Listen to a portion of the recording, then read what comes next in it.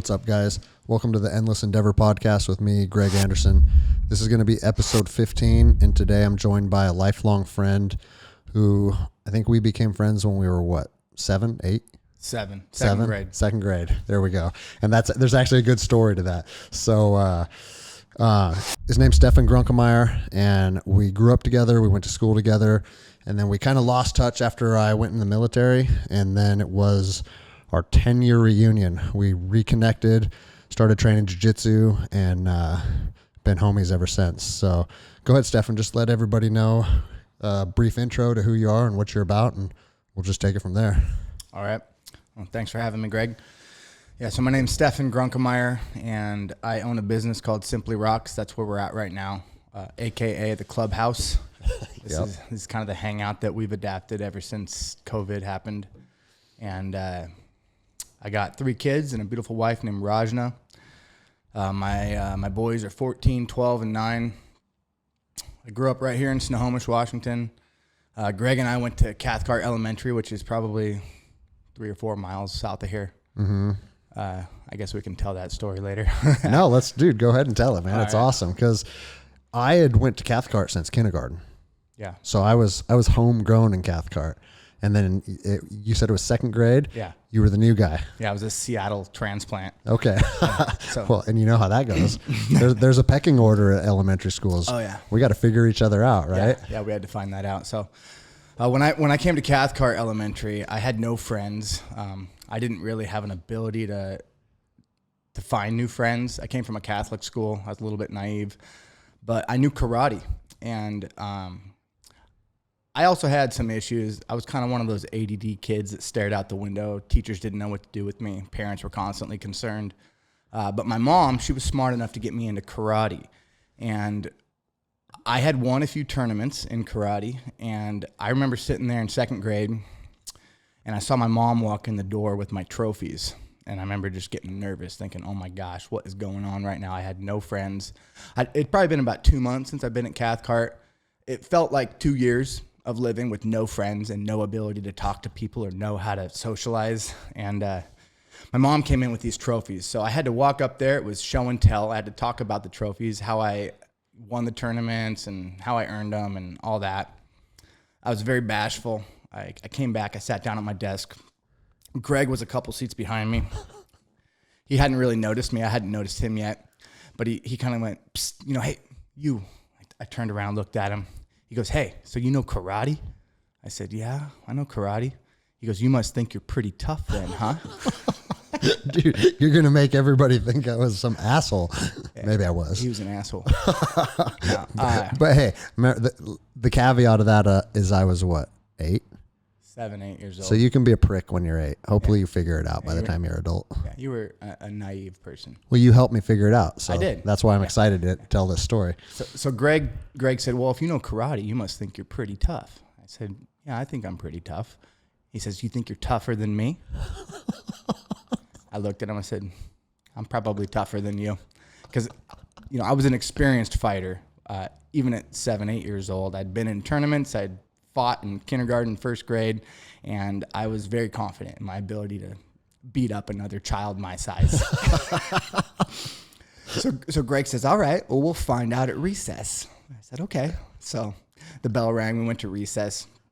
Greg had a little gang. It was you, Aaron Langendorfer, Chris Rep, Lance, a couple other guys in your neighborhood. Lance. Yeah, it was kind of neighborhood. All Clearview kids. All Clearview kids.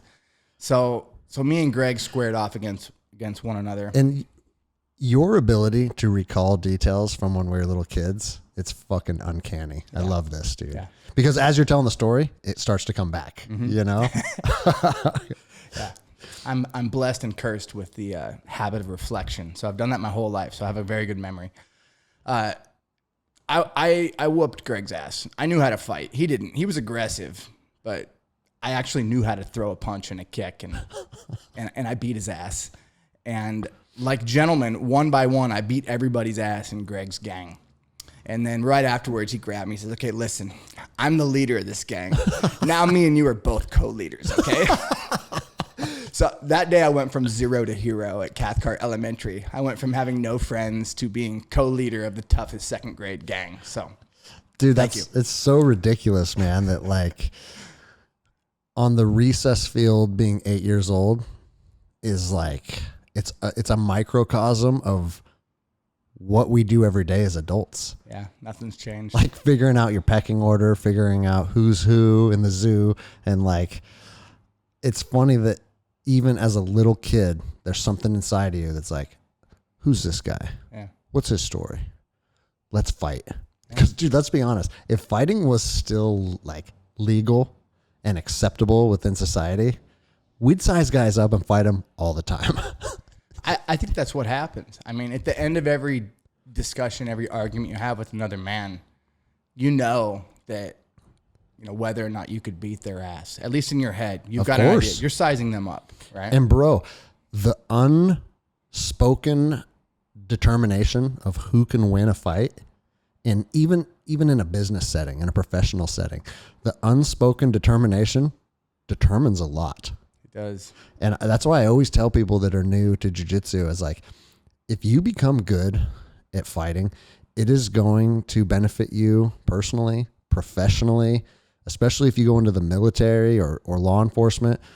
But no matter what career field you take yourself in, if your manager or your supervisor, if they know, okay, if Stefan's had enough of me, he could end my life. Like if they know that in the back of their mind, they will come at you with a little more respect than they come at other people with. Right. It's that primal monkey brain. Like if you know that that person can beat you in a fight, you have to give them respect. Have to. And that's not going anywhere. That's here to stay, you know? Yeah. It's fucking awesome is what it is. Part of us. But it's funny that at 8 years old, you don't even like, you don't know anything about life. You know that though. But you still know, can this guy beat me up? And then the funny thing is, as soon as I knew that you could beat me up, I had to make you an ally. You indoctrinated me. Like straight up. I can't have you be an enemy. If this dude's tougher than me, No. we have to be on the same team. Right. That's building allies. And it's like the recess field is a battlefield. Right. And you're figuring out where you fit in. You're figuring out who's capable of what, and you're building your alliances. It's ridiculous. And kids don't do that anymore. No, it's all thrown off. It's bullying, you know? Yeah. If you do anything, you're a bully. And why shouldn't I challenge you and then get my ass kicked? Right. That sounds like a good lesson. It's good for bullies. They need their asses kicked. Yeah. They need to know where they actually line up. They're confused most of the time. No, that's so funny, man. And so it's a good lesson that even at 8 years old, if you're trained, the untrained, they don't have a chance. They don't have a chance. And people that are listening to think like, oh, karate's hokey or whatever it is. Like all the martial arts out there are only going to benefit you. If you train and you take them serious, like, of course, there's a lot of aspects of any martial art that are probably not applicable to a street fight out at the Cathcart playground. But there's also a lot of things that are. And if you're not training, which I wasn't, there's a lot of problems coming at me that I'm not ready to deal with. Right. You know? Yep. So yeah, fast forward, we went to high school together, graduated. My path, I wound up working for my dad. He owned a landscape company. And I grew up kind of working for him in junior high school. And a few years into that, when I was about 22, 23 years old, I decided I wanted to start my own business. I wanted to have a rock yard. I was a customer of rock yards. I was designing and selling and organizing projects for my father's company. And I decided I wanted to be a supplier. I wanted to move in the direction of providing the product for the people that were building things. So in 2005, I started this business, Simply Rocks. I also got married in 2005, got my wife pregnant in 2005 on our honeymoon in Hawaii. And oh, you got a honeymoon baby too? I do, yeah. Yeah, so do we. That's right. Yeah, I didn't know that. Yeah.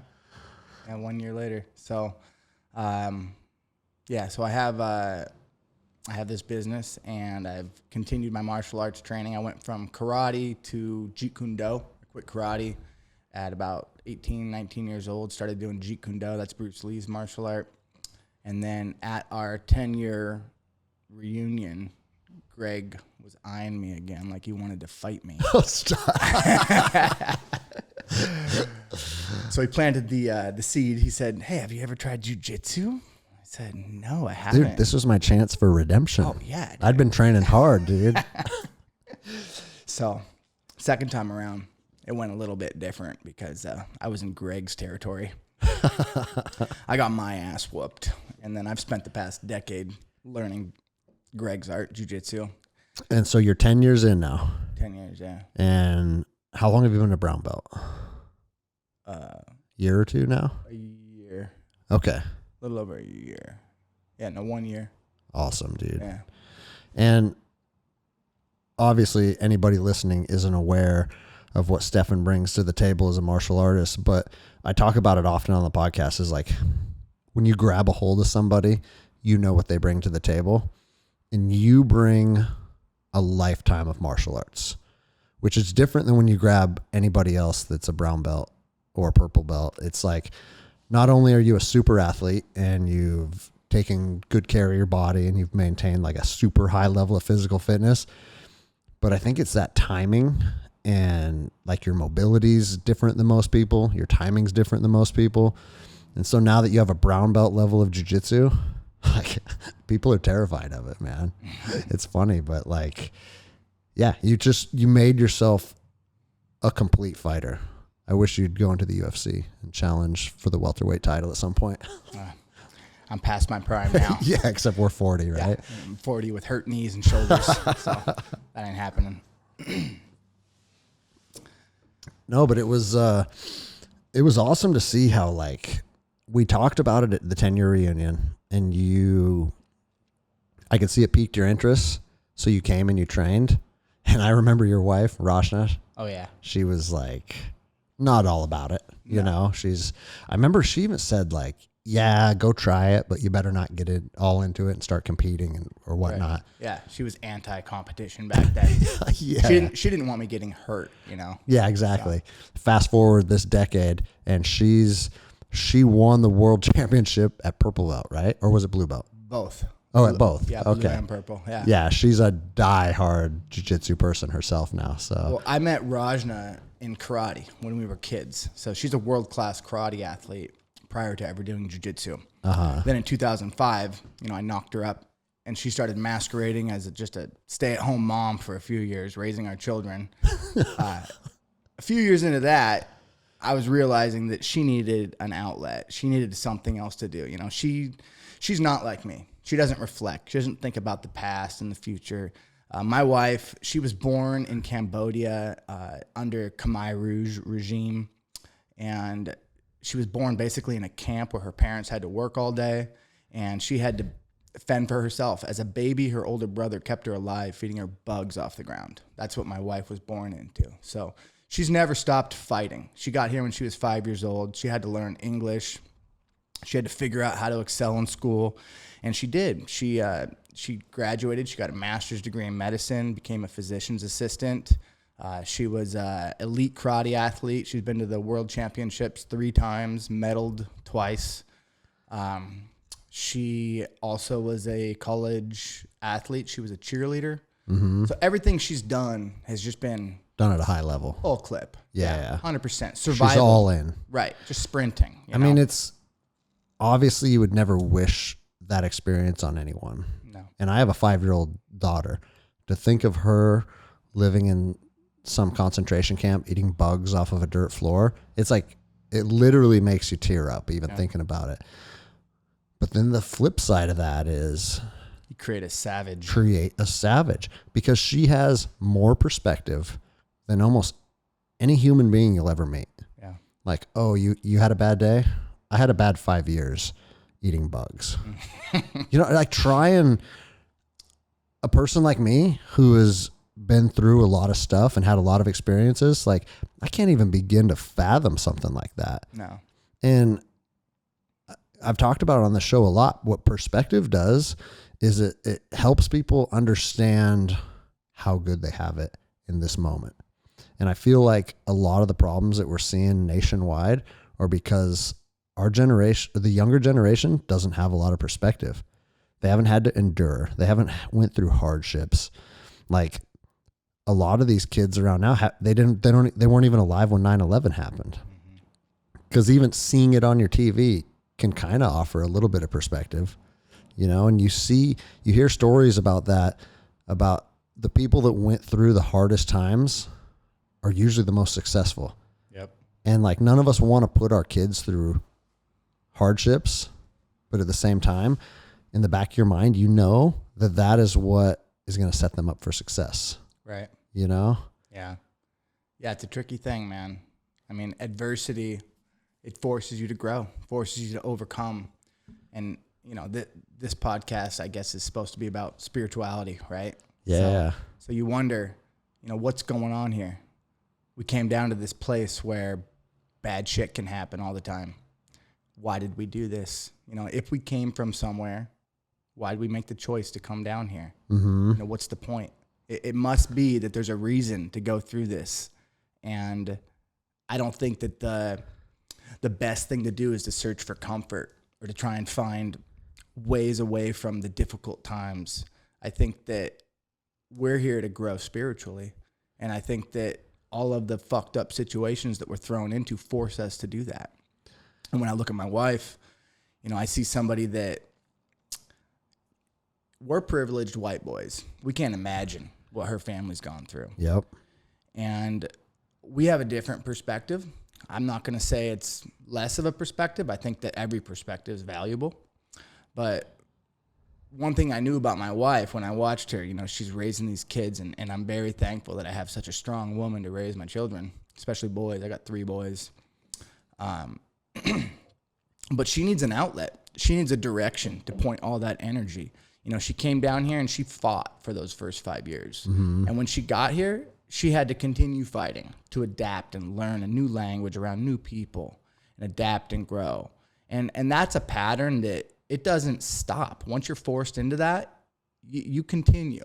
And if you're not given, I think you might have the same experience with some of your buddies that you went to war with. But if you're not given an experience to continue that path, it almost throws you off. Yeah. And so when I saw my wife masquerading as a stay-at-home mom, taking care of these 3 crazy boys with all this extra energy, I knew she needed to point that somewhere.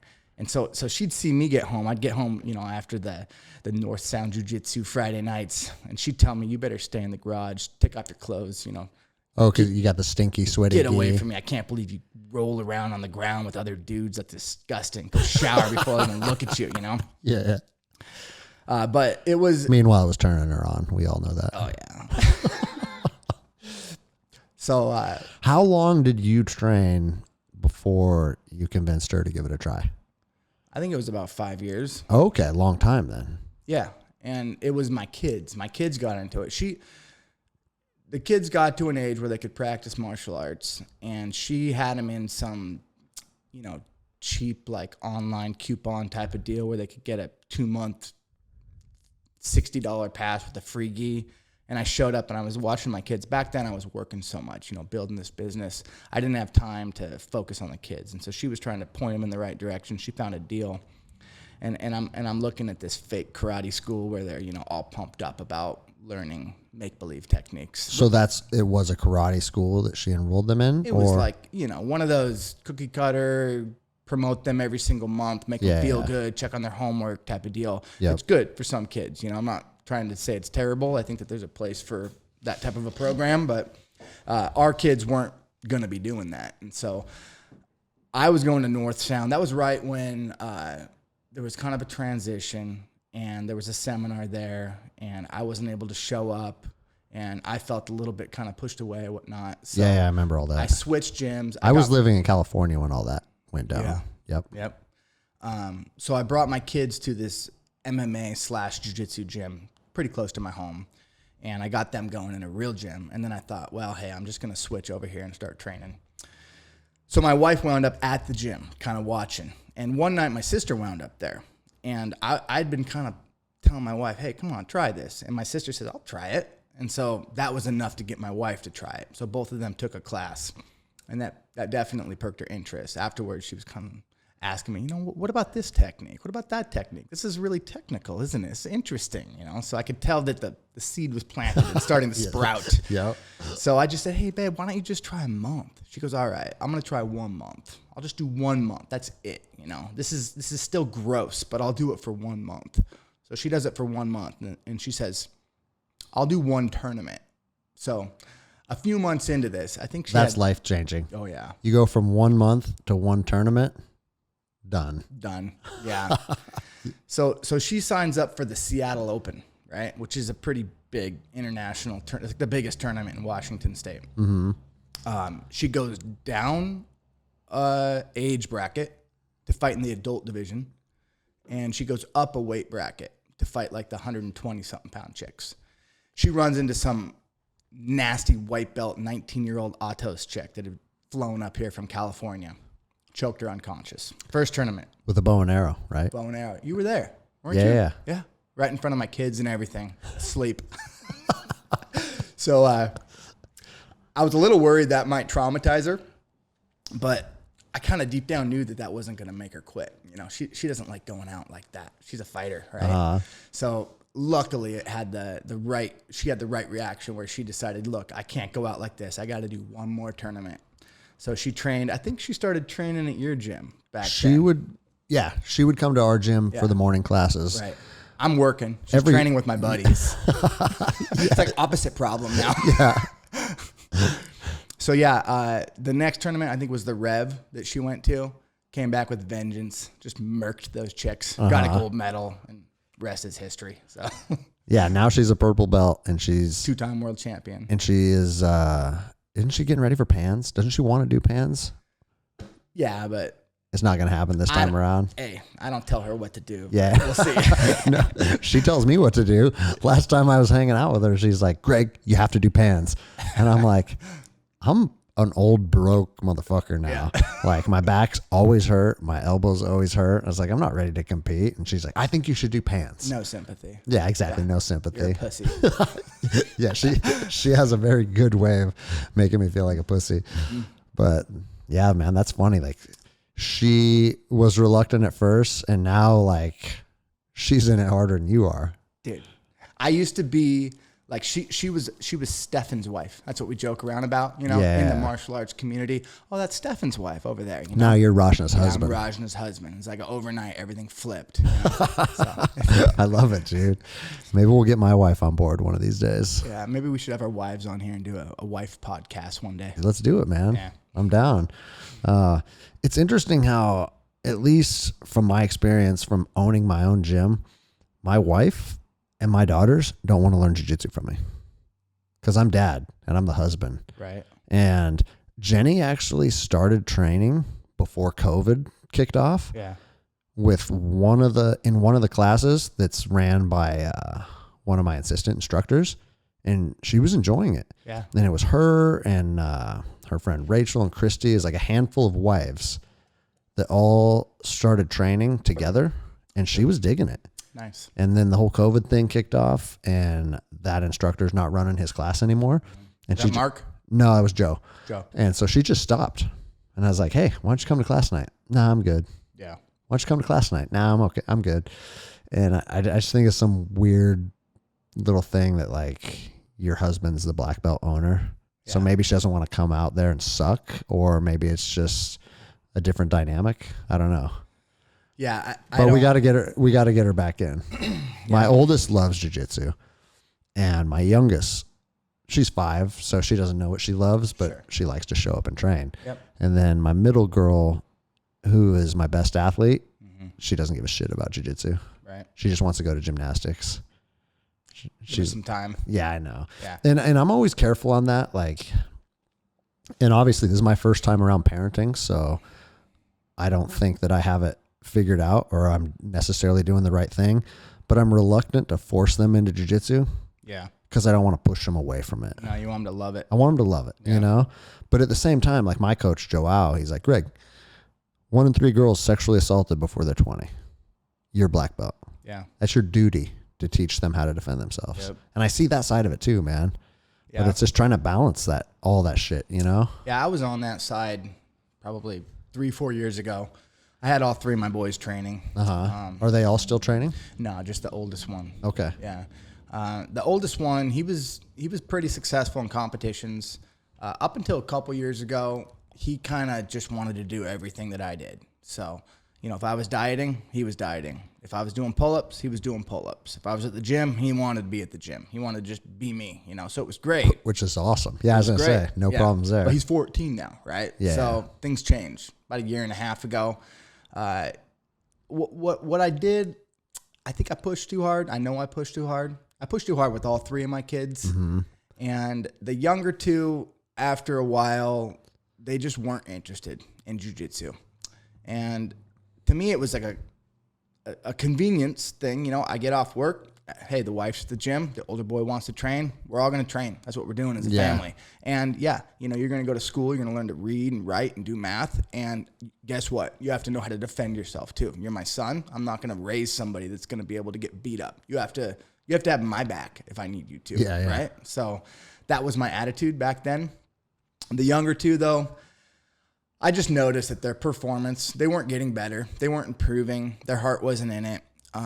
They started kind of complaining about showing up at class and whatnot. And eventually I just said, all right, look, if you guys don't want to do this, forget it, you know. But both of the younger ones, they like to strike. So on the weekends, I'll pull the pads out. We'll mess around, do a little bit of karate. I'll let them spar a little bit every now and again. Mm-hmm. And I intend, especially now, I've kind of geared my life towards working less. We're homeschooling our kids, and I fully intend on doing some sort of a PE program with them where we work on conditioning and just basic self-defense. You know, they need to know, they all do know how to throw a 1-2 punch and a jab cross hook and a front kick straight. You know, a few entries. You got to know how to choke someone. You got to know how to knock someone out. That might sound like ruthless or bad or mean or something, but you run into a bad dude and he's going to knock you out or choke you out. You want to knock him out or choke him out first. That's just a fact. Anyone that thinks that sounds bad is just out of touch with reality. Yeah, it does sound bad. It is bad, but you know, this world has bad things in it. So you have to be prepared to take that head on. And sometimes it's not, you can't get out. I mean, obviously you don't want to get into a physical altercation with someone, but if you have to, like we talked about in the beginning, at the end of every single argument, discussion, conversation, whatever, you know whether or not you can whoop someone's ass. Yep. That's going to give you an edge, knowing that, look, at the end of this whole thing, I'm not afraid of you. You know, you're not gonna be able to yell at me and get in my face and scare me.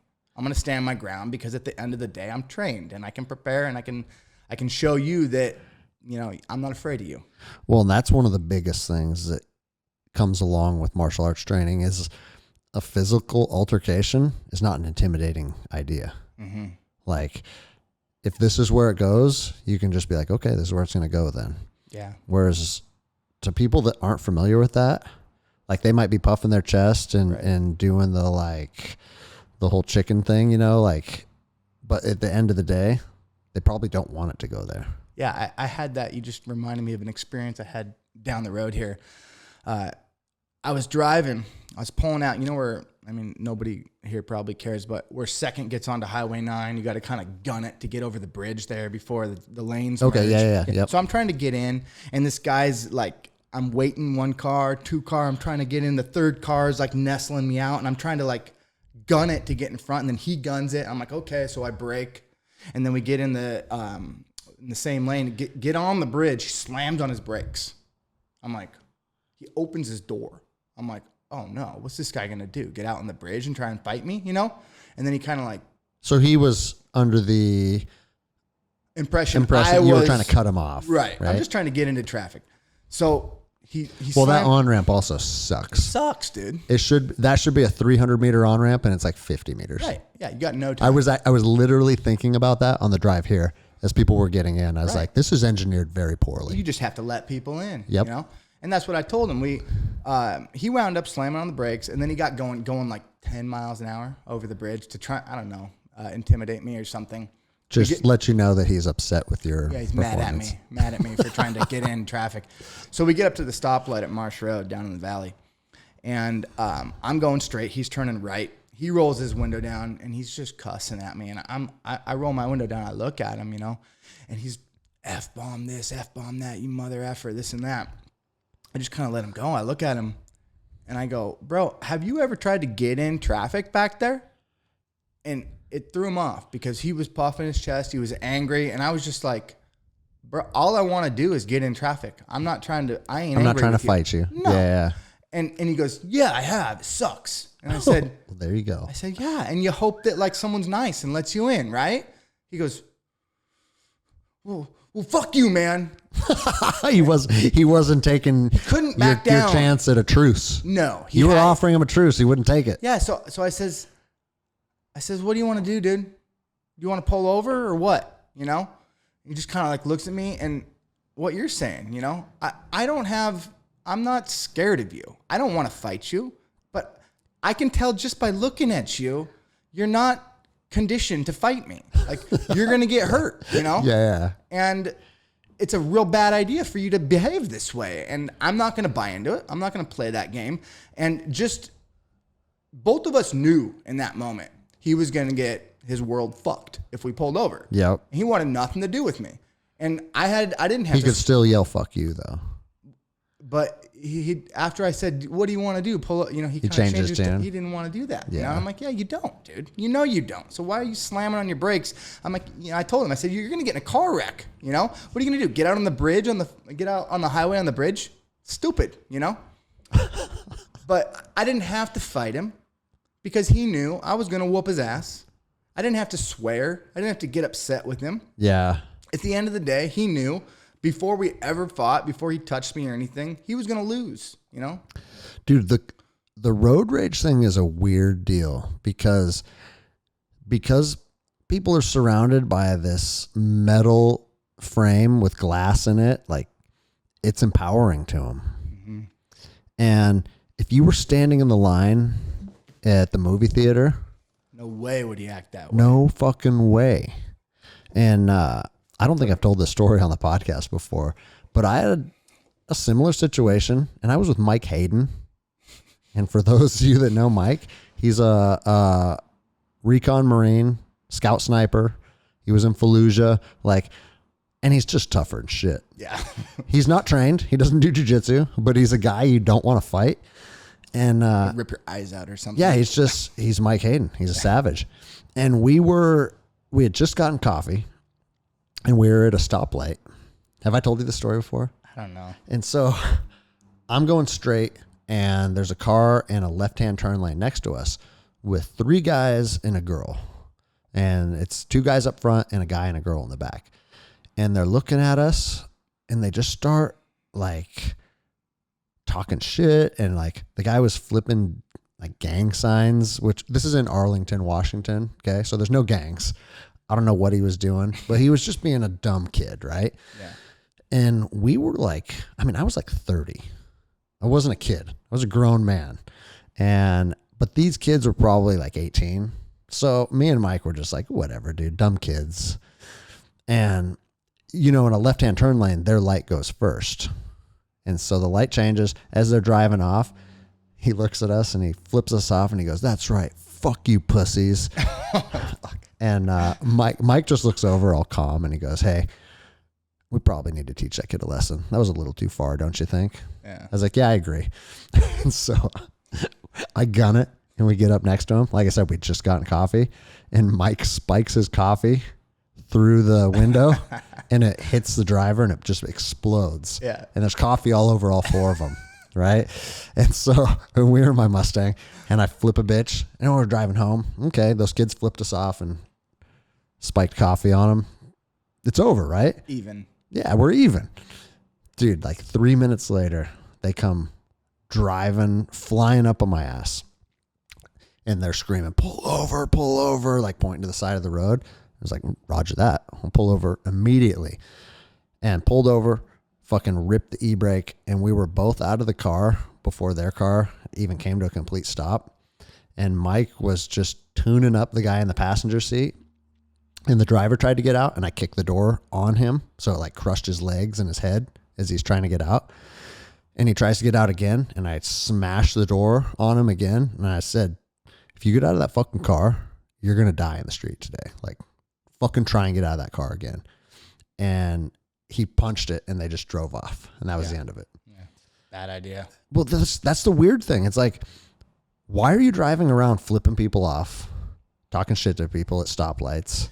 Because in second grade, nobody whooped their ass. You're right, dude. That got off limits. Yeah.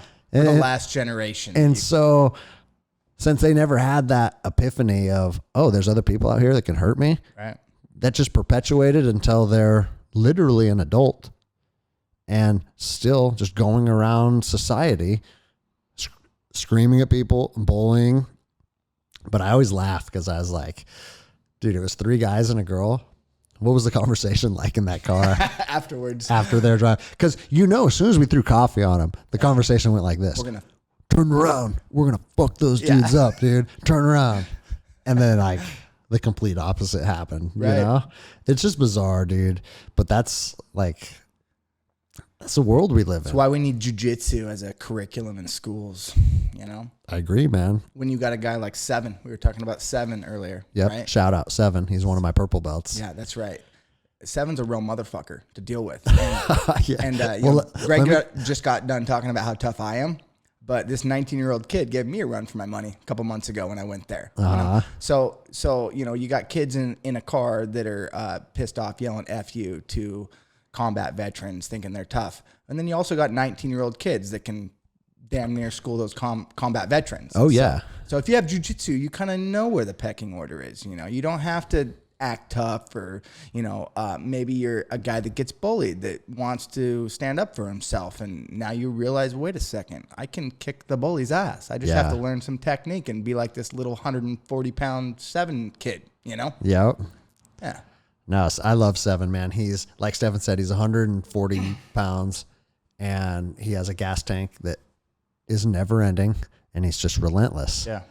And when you're relentless in a fight, that takes you pretty far, man. Right. Like a lot of people have problems with him. Mm-hmm. I fucking love it, dude. Yeah. And I have a new student who's a police officer. He's a white belt, and he's been training like religiously. It's been awesome. And him and his wife both signed up. Nice. And his wife told me, because I don't run the gym every night. I have assistant coaches, and she's like, "Hey, Seven went with Matt last night." And absolutely like beat the crap out of him. Matt's a big dude. Yeah. Yeah. I said, and she's like, she was almost telling me that like she was surprised. And I was like, of course he beat the crap out of him. It's Seven. Well, a normal person looks at him and, he's got no business beating anybody up. Looks like he just woke up from a nap. He's got messy hair. His eyes are half open. He's a $140. He's not ripped. Yeah. Yeah, but guess what? He whooped your husband's ass. Yeah, if you want to fight him, you better pack a lunch, dude. That's right. I love it. It's good stuff, dude. All right, so a couple things before we move on. And this could be a whole podcast in itself, but you said that Rashna and your in-laws spent 5 years in a concentration camp. Mm-hmm. I'm sure everybody listening is wondering the same thing that I'm thinking.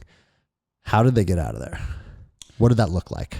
Oh, okay. Well, I'll give you a brief synopsis of it, but I think you might need to have her father on this podcast, and he could probably maybe me and him could come back. If he would be willing to do that, that would be awesome. Because any story that's like talking about hardship and like, an escape from a concentration camp, moving to America and raising a successful family, like that's exactly the story that needs to be told. All right. So my father-in-law, his name's Leong Eve. We call him Book. That means dad in Khmer. Khmer is Cambodian. He was a college professor. He grew up humble. He had no parents. He was an orphan. The community raised him. He wound up going to school and becoming a equivalent of a college professor over there in Cambodia, what they had. Mm-hmm. And then the Khmer Rouge took over. So that's a whole nother story you can go into detail about later. But basically, a communist regime took over the countryside, and anybody who was educated or affiliated with any form of success or military background or connections to anybody that was like that just got murdered. So a large percentage of the country just got killed right off the bat because they appeared to be a threat, right? They could think for themselves. They might be able to organize something against the regime. So if you had glasses, for instance, dead, that was an indicator that you're educated, you read, you know? So he actually wore glasses, so he had to throw away his glasses.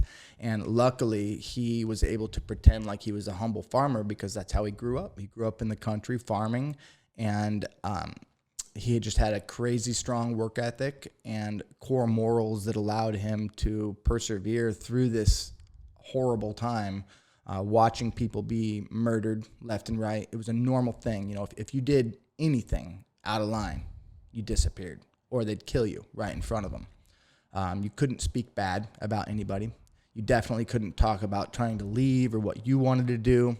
All you could do is work and then shut up and do what you're told. So that is the environment my wife was born into. She was my mother-in-law was pregnant when they got thrown in the camps, and then my wife was born. My brother-in-law, who is my wife's older brother, kept my wife alive by feeding her bugs and lizards and making sure that she was protected because the other kids that were around were greedy because they had nothing too, and they would go take from each other. Of course. Right? Yeah. So that's the environment they were in. And then the parents were in forced labor? Parents had to work. Yeah, they had to work all day, and then they would come home, and luckily their kids would still be there and living, and they would only get one little bowl of rice soup a day. And the way they describe it is there's like 10, 15 rice kernels in some milky rice water. That's what they were given. So literally no nutrients in there. No nutrients. On the way home, they'd have to try and scavenge from whatever they could find, leaves and twigs. My father-in-law, he even ate a drumhead, you know, because it had leather in it. It had animal skin. And when you talk to him, you ask him, you know, one of my nephews said, did it taste good? You know, when he was talking about that. That'd be my first question. He said, yeah. I bet it was fucking delicious. It tasted good, you know? So that's the perspective that he came from. Yeah, wow. Hell, and being okay with it. And he kept his mouth shut and he worked his butt off, and he was able to keep his family alive. There's a lot of stories in there of him almost dying or them taking him and my mother-in-law thinking that he's gone forever and then him showing up again. But luckily the principal at the college, like his boss kind of sent a mercenary back. And he told that mercenary to get some of his family, and on the way back to get my father-in-law and my mother-in-law, my wife and older brother, and actually her younger sister, who was also no, she hadn't been born yet. She was born later. So the four of them. The mercenary got them out of the camp, and I'm going to back up and tell one story about their little village. They would break them up into little villages, 10, 20 people, and they'd make them a little work camp. And then they'd, a few miles away, have another little village. That way they couldn't congregate and build by numbers. Mm-hmm. So one night before all this, the little village of people conspired, which was a big no-no, and they all said, hey, look, tonight we're going to get the hell out of here. We're going to run. So my mother-in-law, who they were Buddhist at the time, she prayed to whoever the most powerful God was to give her a sign as to whether or not they should leave with the rest of the group.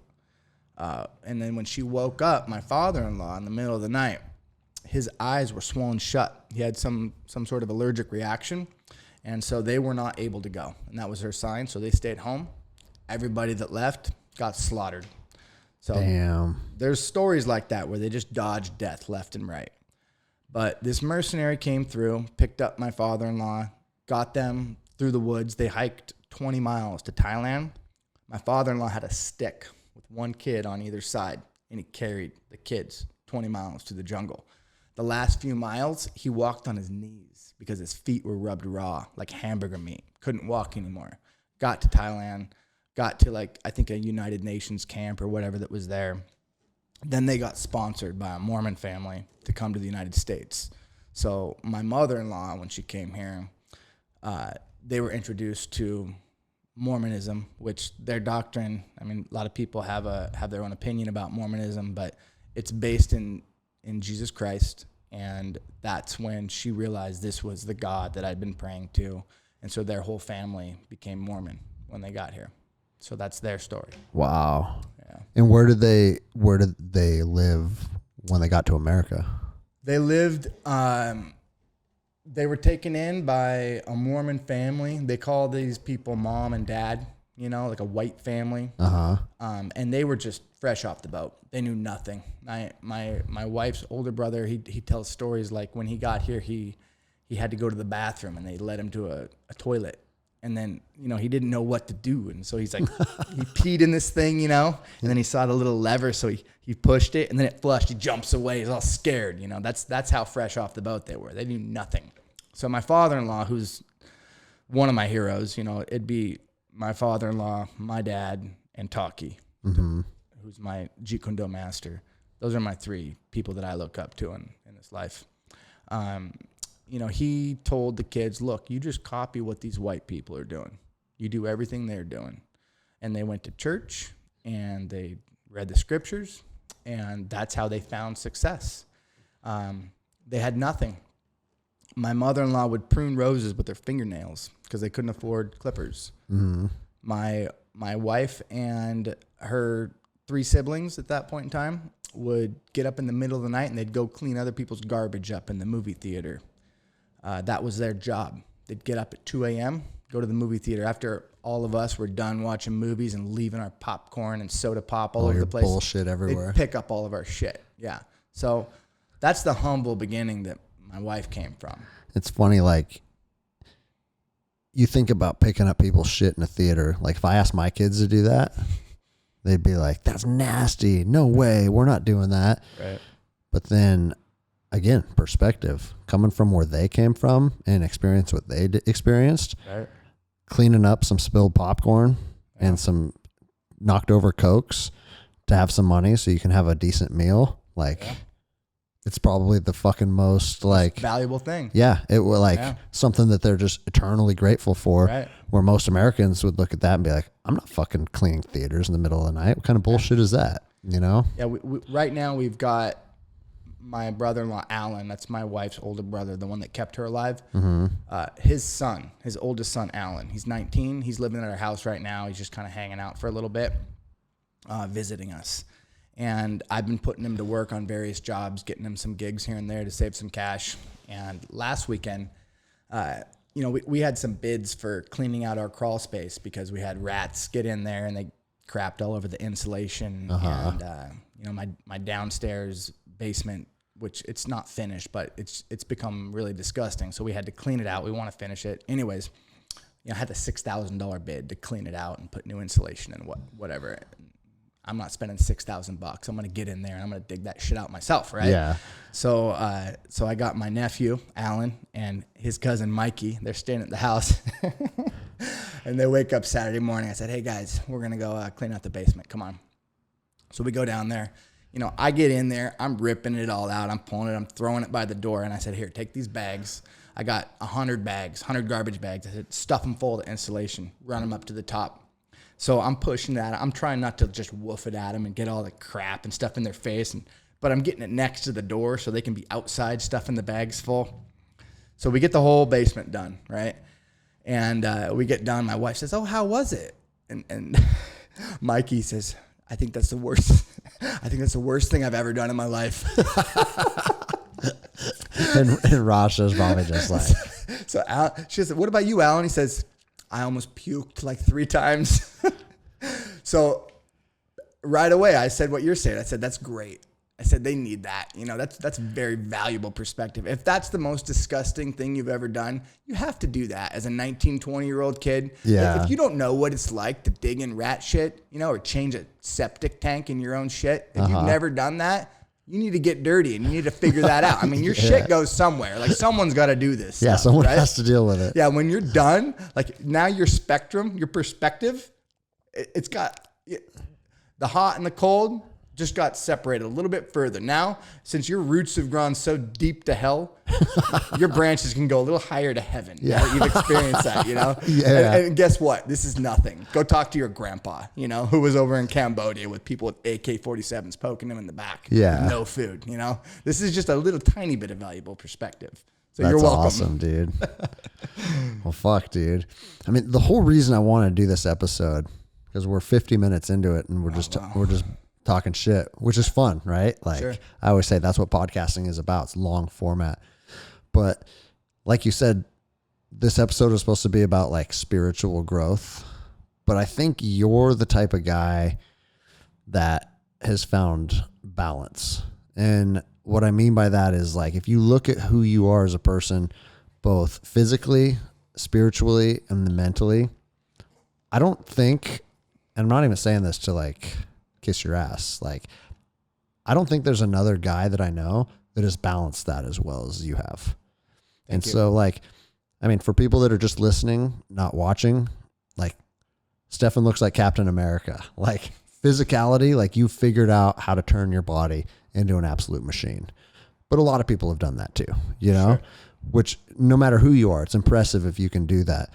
To be 40 years old and be 200 pounds at 5% body fat or whatever you are, it's like, that's an impressive physique and physicality to maintain. But even more impressive than that is like, every time we hang out, I feel like you're imparting this like spiritual wisdom on me. And we have these good conversations and I feel like you understand how the direction that you want to take your life and the direction that you want to take your family. And you have a lot of like, I feel like you have a lot of rules and a system that you've set up that benefits you and your family on this journey that you don't see with a lot of families. Right. And I don't think a lot of people have ever had that in their life. And a lot of people listening probably don't even know what the fuck I'm talking about, because I'm just starting to get dialed in on your whole approach to life. It's like a holistic approach of mind, body, and spirit, which you hear that a lot, you know, but who's really doing that? Right. Well, thank you for saying all that. And I guess I could talk about some of the stuff I do. Is that what you're getting towards? I'm just interested in here. I'll just give an example for people that have been listening to the podcast. I've been talking about breathing because at 40 years old, I'm literally learning how to breathe for the first time in my life. And once you start to learn some of these things, it literally changes your life in a very profound way. And you and I were talking about it the other day, and you're like, yeah, I learned those breathing techniques at 18 years old. I cured my own asthma at 18 years old. And I feel like every time we talk, when I feel like I'm starting to learn something and grow as a man, you're like, oh yeah, been there, done that. It's on to the next thing for me, you know? All right. And it's awesome is what it is, you know? I think part of the reason why you might say that or look at me that way is that even though I've had a very privileged life, being a white boy in America with a couple of great parents, living in a nice little town, I've had a number of things I've had to overcome from a young age. And I was blessed by, I'd have to give my mother credit for most of it. You know, she was the one that got me the coach to teach me those breathing techniques. I was kind of a screwed up kid. You might not have noticed it when I was in second grade, but the teachers, they were trying to figure out where to put me. They were wondering if I needed to be in special ed or to be in on some Ritalin or whatever, because I wasn't interested in whatever they had to say, and I wasn't one of those kids that conformed and followed what the other kids did. And back then, I remember just thinking, I don't want to do this. Why? You know? And that was probably just me being naive and arrogant. And it manifested itself as, this kid's stupid. All he does is stare out the window and doesn't really know what's going on. He doesn't pay attention.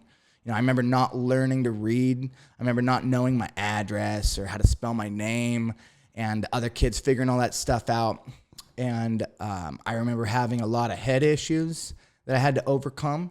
And I remember growing up and really, you know, my mom, she's gone now, but she guided me. She was screwed up too. She was just as screwed up as I was. And she saw me and she said, you know, there's no way in hell that my son is going to be in some special class or take some pill. He's staring out the window because you're not doing your job, teachers. That's what her attitude was. And she'd put her money where her mouth was. She'd work with me. I had a lot of emotional issues. I had bad anger problems. I had a lot of head issues as a kid that I had to work through. And she got me in karate. She was the one that said, you need to do karate. You need an outlet for all this energy that you have. And that gave me something that I could be good at. That made me realize I'm not stupid. I don't suck. Like, I can actually, you know, at the very least, I can fight. You know? And from there, I was able to build. And going through school, I never fit in. I never really got great grades or anything like that. And I'm glossing over a lot of things, but I had a lot of head issues to overcome. And it forced me to come up with methods. It forced me to adapt. It forced me to search. And I was also surrounded by, you know, a lot of good people that I could glean from. And I was also surrounded by a lot of stuff that I thought was bullshit, you know, like a lot of the Christian, you know, you used to kind of get some of that when we'd go to church together and we'd go to Christian camp together. People be singing and all that kind of stuff. Like, that was a atmosphere that I never jived with either.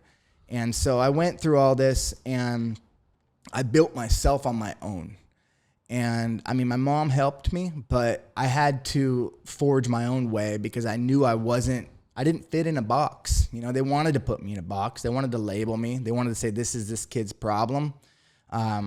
But luckily I had a mom that wouldn't let him do that. And even though she was ill-equipped to really figure this out, she helped guide me. She helped me figure out my path. Well, and I was just going to say, think about how powerful that is, because how many people were in your shoes? Fucking millions, right? And what does society say is the appropriate thing to do? Oh, your son is young and kind of restless and full of energy. Yeah, let's pump him full of drugs. Yeah, let's tell him he's screwed up. Let's tell him he's screwed up and medicate him. Right. And for a lot of parents that don't have, and this isn't even necessarily a fault, they just don't understand, or they're willing to put the trust in the doctor that's saying to do that. Well, he's a doctor. He went to school. And he's seen this before, and it sounds like my kid has ADHD. Right. So let's start giving him a bunch of medication. Like, in our core, that just feels wrong, right? Mm-hmm. Like, I would be very reluctant to do that to my kids. Right. As your mom was. But a lot of people that might not even think twice about that. So now you're putting a bunch of sedatives into an 8-year-old. And what did your mom think? Maybe I should put him in something to burn that energy out and put him into karate. Yeah, she bought me a heavy bag. She said, oh, you're angry? Go in the garage. Hit your bag. Turn on the music. Play your drums. Beat the hell out of your drums. She'd tell me that because she had temper problems too. We'd get mad at each other, you know? Yeah. And we kind of leaned on each other. You know, my mom, you know, she had a lot of demons and she was hell-bent on making damn sure that she didn't pass them along generationally. So she gave me the tools, she gave me the pathway, and along that path, we wound up teaching each other. We'd lean on each other. You know, I remember nights when my mom would be upset and she'd always go out in her car. She'd want to go for a drive, and I'd go get in her car, and I'd sit there with her, and she'd tell me to get out of the car, and I'd say, no, I'm here. And then she'd end up crying, and I'd hold her. And I'd be there for her. You know, we leaned on each other. We helped each other. We were both kind of screwed up, but we both kind of had an understanding, not that we talked about it, but I'm just thinking this through now, that we had something nobody else had too. And then you're working through it together. We're working through it. And my mom, despite all of her faults, she was spirit-filled, you know. In her head, she was connected to God. And it didn't matter how crazy you thought she was. She knew that she had a connection, you know? Yeah. And so I kind of watched that, and I was a little less crazy than she was, but it rubbed off on me. And so then becoming an adult, raising my own family, gave me an opportunity to blossom into my own version of being a man. And, having kids is like a big mirror. They put it right in front of you, and anything your kids do, we talked a minute about your daughter before this, but And we'll go into it again. it's you. You know what I mean? You got nothing to say to anybody. You're not a victim. You created these children. This is your DNA. You're responsible for them. Yep. If they're pushing your buttons to where you're pissed off, guess whose fault that is? And it's a tough pill to swallow, right? Yeah. Nobody wants to say that. And especially in today's culture where it's so easy to pass the buck and to say, well, no, this is because of society. This is because of someone else. And I never did that. My mom wouldn't let me do that. She wouldn't say, oh, you have asthma, you're a victim. She'd say, you have asthma, you're going to be a karate champion and you're going to learn these breathing techniques. And you're going to go kick the hell out of other kids. That's what you're going to do. You're not going to be this kid in the corner whimpering that's taking some pill and some teacher's treating them like they're less than someone else. She saw the potential in me, and she was able to uncover that. And through that process, it gave me the tools to continually uncover that. So I think now you saying everything that you said about me is really just a continuation of that. It never stopped. I'm 39 years old now. And I still feel like a white belt, I might have a couple stripes, but I'm just on a path like the rest of us, and a lot of people, they might think they're a black belt or a brown belt, or they might think they're pretty cool. And that's just your ego. That's pride. That's a pitfall. And I'm not above it. It happens to me too, but you check yourself, and jiu-jitsu is one way to check yourself when you're getting beat up by a 140-pound 19-year-old kid, But there's many ways to go about that in life, and jiu-jitsu is one physical way. Owning a business, raising a family, all the things that both of us have been through gives you many opportunities to grow, and you're never going to run short on different lessons and tools that you can gather. And if you think that the world is responsible for whatever your situation is, you're at the end of the road. You've hit the wall, right? Yeah. But if you grow up, and you've got a pattern of pushing through those walls that people put in front of you, breaking through the ceilings and saying, no, fuck you. I'm not going to do what you say. I'm going to figure this out. And I'm going to fall on my ass sometimes, but I'm going to get back up and I'm going to try and figure it out again. And it doesn't mean I'm cool. It means that I'm falling on my ass like everybody. And whether they're realizing it or not, we're all on the same path together, and nobody's better than anybody else. Mm-hmm. And nobody's responsible for another person. You're responsible for yourself. That's the biggest message, I think, is that we are the creators of our universe. Our thoughts make our actions. Our actions put us in whatever position we're in this world. And you can get lost in your thoughts. You can get lost in this world. And I think that that's where you have to fall back on something. Something bigger than you, bigger than your mind, bigger than the synapses firing inside your brain. There's something, and it doesn't need to be God, It doesn't need to be. It can be jiu-jitsu. It can be your country. You can be patriotic. It can be your grandkids underneath a car, and you're a grandma, and you're gonna flip it over and be superhuman. Whatever you place your faith in can be your catalyst to create whatever reality that you want, and you're in charge of that. And that message is lost, and it is not encouraged, and our uniqueness has been bastardized by the process, by the doctors that we trust, that say take this pill, that are being funded by a drug company that wants to get rich, that gets doctors that are wanting to get a name for themselves to write a textbook, to do a study, to say this is a pill that makes you feel better. And then now they stand on some platform of all this investment that they've put in to tell you what to do with your body. And a normal person turning on the news, going to school, all the different methods of information that 99% of the people take in are just encouraged to do what the authorities tell them to do. And I can't judge them. I can't say that's even wrong. It's just not who I am. Yeah. It's not my path, So through all of that, one thing that I've taken away from everything that I've seen you do over the last couple of years is you talk about like manifesting things, like making your belief systems become your reality. And like you even touched on it just a second ago, you said like your thoughts become your actions, and then your actions become your reality. Right. And it seems like a simple concept to just sit here and verbalize, Right. but it's not. It's not at all, because our thoughts are consumed with so much bullshit now. Yeah. We're being spoon-fed like all of this negativity through every time you turn on your TV, every time you pick up your telephone. Mm-hmm. But I feel like through all the ups and downs with all the bullshit in society and like all the problems that are plaguing everybody, and I've seen you get mad about stuff a couple times too, Sure. but you seem to return to baseline better than most people. Mm-hmm. Because I remember you called me a couple weeks ago and you were pretty upset about just the current state of our country. You were talking about, I just want to get my kids and my wife and just get out of here and unplug from everything and just focus on us. But you were angry about it. Mm-hmm. And then me and my wife stopped by here and we were talking. We were standing on your scale out front, like 3 weeks ago? Mm-hmm. And you had already returned to baseline. Right. You're like, Greg, you can't be angry about this stuff. I've thought about it, you know? Right.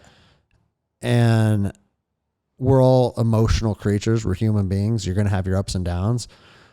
But I think a lot of people are in that constant state of stress from everything that's happening. And I feel like I don't know if you even are conscious of this, but you have a good way of managing all that stress and then determining how I'm going to create a path that's beneficial to me, rather than allowing that toxicity that's like prevalent in our culture and our society to get its hooks in and start to tear you down. Because I feel like it tears most people down.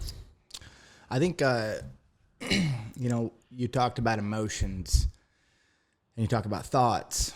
And I think that thoughts are a never ending ball of yarn. You can get somewhere thinking about, it's kind of like techniques in jiu-jitsu. You can learn techniques till your face is blue, you know? Emotions are more like what you would feel in jiu-jitsu. Mm-hmm. If you feel another man's energy, you could just be really good at a few techniques and know how to use them and when to use them and how to set them up. And you could ruin another person that is 100 times more technical than you. Yep. Right? So if emotions are sort of an aggregate of your thoughts, they're built on all your past experiences. You know, the back of your brain has been logging everything that's happened, you know, every time that from second grade that we've known each other, we've got a history of all these different experiences. And those thoughts have been kind of like truncated into a file. And when something happens, it triggers you. And now you've got an emotional response. And that emotion is built into this groove. It's like a track that a train's just been going on. Or when you're driving in the woods and you've got a road that your tires go down real easy, right? And you can try to get off that and go, oh, now I'm on a different track. But if you stop thinking, you're going to just pulls you back in. It's going to nestle you right back in there. So your thoughts, unless you've got the mental capacity to every moment of your life, check your thoughts and keep them going in the right direction, which nobody really does. You know, we're not built that way. It's a never-ending battle. You're never going to really control your thoughts. It's about your emotions, to me. And it's also about your focus, what you choose to focus on. So if you're focusing on some bullshit that's not beneficial to you, that's your thoughts. And then your life is going to be some bullshit that's not beneficial to you, right? But if you can stop and say, wait a second, what's going on inside me? If you can take a moment and reflect. And this is another thing that should be taught in school, that every kid should check themselves every single day. You know, you should look at your day and you should go, what happened? What did I like? What was bad? What was good? What could I have done better? I tell my kids, when you're brushing your teeth at the end of the night, you're looking at yourself in the mirror, just think about your day. Think about what happened. Be real with yourself. Be honest. Take a audit of what occurred, and then decide what you might do better the next day. And if when you're brushing your teeth the next night and looking at yourself, if you can say, I'm a little bit better than I was yesterday, I learned a little bit, then you're on the right track. Mm-hmm. And over time, you know, that little switch, over a short amount of time, you know, you see people that join jujitsu. 3 months in, they're a different person. Yep. They'll never go back to who they were before, right? No, and that's, I mean, if you change the trajectory just a tiniest amount over time, it's a vast amount. That's right. You know? So if you try to change the trajectory of your thoughts constantly, you're going to fail, you know? You're never going to really get out of that rut. You might be able to. It'd be kind of like becoming a badass in Tai Chi. Like a really, really good Tai Chi dude might actually be able to fight someone that knows what they're doing, but usually they're going to get their ass handed to them by a 2-stripe white belt, right? Yeah. So your thoughts aren't, to me, something that should be the primary focus. It's your emotions. And if you have an emotion, if you have an emotional response to something, that's going to guide your actions because that's going to control your thoughts, right? Yep. It's going to be connected to all the baggage and the shit that you went through in your past that you've learned from. And that's the way that we're programmed. It's a program. We're learning to go in a certain direction, and it's based off of old, outdated hardware from when we were 7 years old. You know, we didn't know anything when we were 7 years old, but we're doing the same things, right? Yeah. So if you want to change that, to me, it's focus on the emotions. And then how to fix those emotions. You don't try to fix them. You just own them. I feel this way. I'm scared right now. I'm nervous. I'm angry. Why am I angry? Just look at it for a second. I'm angry because that person said something that upset me. Why did it upset me? Because in the past, you know, that other people have said that, and it's real. There's something real in there. Okay, well, what's real about it? Why are you really upset? There's something inside you that you need to discover. You need to dig into that shadow that most people just cover up and they go about their day. Uncover that. Figure out who you are, you know? And then what you're going to find is that you're no better than anybody else. And that doesn't mean you're bad. It just means you're human, you know? Mm-hmm. And if you can focus on your emotions and just look at them, all of a sudden you're like a third party and you're witnessing it happening. So you're detaching and almost observing yourself. And then it takes a second to realize truth, right? Mm-hmm. And truth is also a never-ending ball of yarn, right? So quit acting like you know what's true or not true. Just look at it, right? And then all of a sudden the solution will come to you. In a moment, it won't take very long. You'll just look at that and go, yeah, well, I feel that way because of this, and I'm insecure. And that's not comfortable for a grown man to find something that they're insecure about. Yeah. But if you can get there, and anyone can, if you just stop for a second and watch yourself, you can find that, right? Now you're at the root of a whole aggregate of different thoughts that are basically built on some bullshit program that a 7-year-old wrote. Right? That didn't know what the hell was going on. Okay? So you're a grown man and you get a choice. Do you want to keep that pattern? Do you want to stay in that rut? You get to decide right now, you know? Or do you want to do something different? And then if you want to do something different, now you're the creator of your universe. What do you want to do that's different? Yeah. The whole world's open to you. Uh-huh. Okay, so now we're doing something different. And that pattern of making a choice, looking at something honestly, making a choice, doing something different, that's a skill. And the better you get at that, really what you're doing, in my opinion, is you're tuning into something bigger than you, right? You're separating yourself and you're tuning in. You could call it God. You could call it positive energy. You could call it your higher version of whoever you are capable of becoming. It doesn't matter. It doesn't matter if you're Muslim or Christian or Buddhist or, you know, you want to go meditate on a mountain. I don't care. You're tuning into something that's bigger than yourself at that point. And if you can get a win, if you can get a little bit of positive feedback from that program, you've got a new rut. that you're forming. Mm-hmm.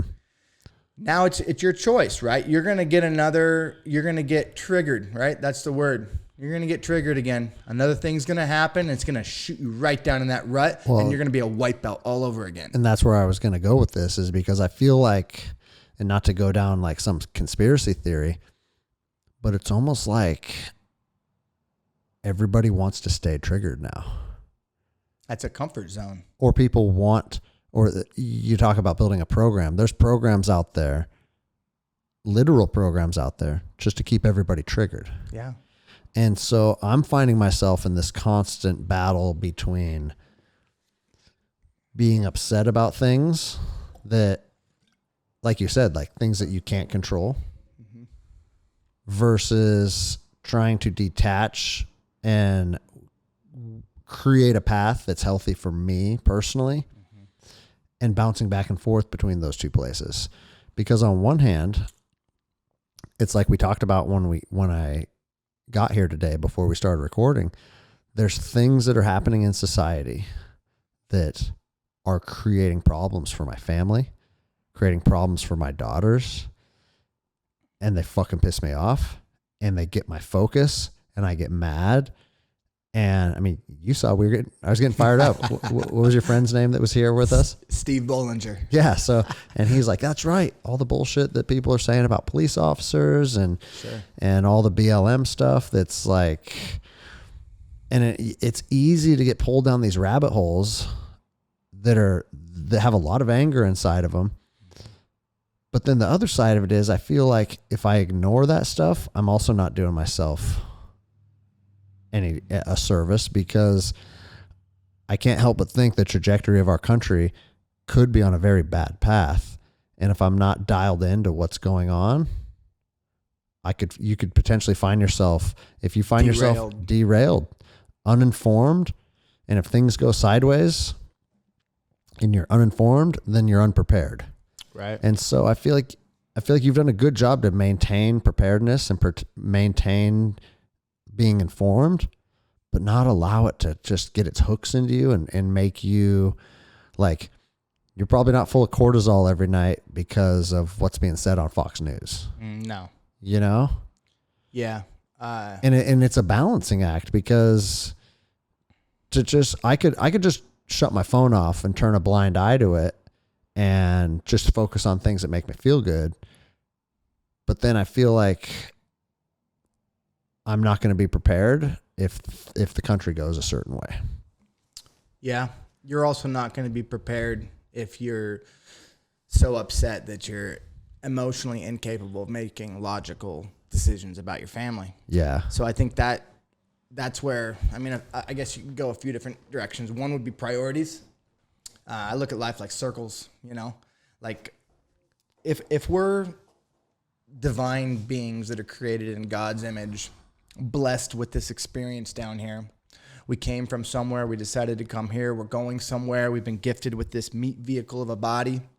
Then you make sure that this meat vehicle is working properly, right? You give it the right nutrients, exercise, do breathing techniques, cold therapy, whatever you have to do to make sure that your hardware is functioning properly, right? That's your first circle. Because if your hardware sucks, and I've had this conversation with a few people, friends that I love, you know, you're fat and you got high cholesterol, and your wife married you because she wanted to raise a family. And if you die before your kids are grown, you fucked up. Yeah. Okay.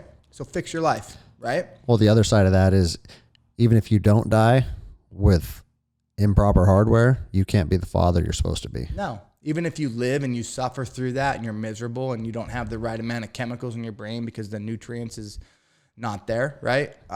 You're not going to perform even if you live, right? It's not even living. So start with the first circle. Fix your body, you know?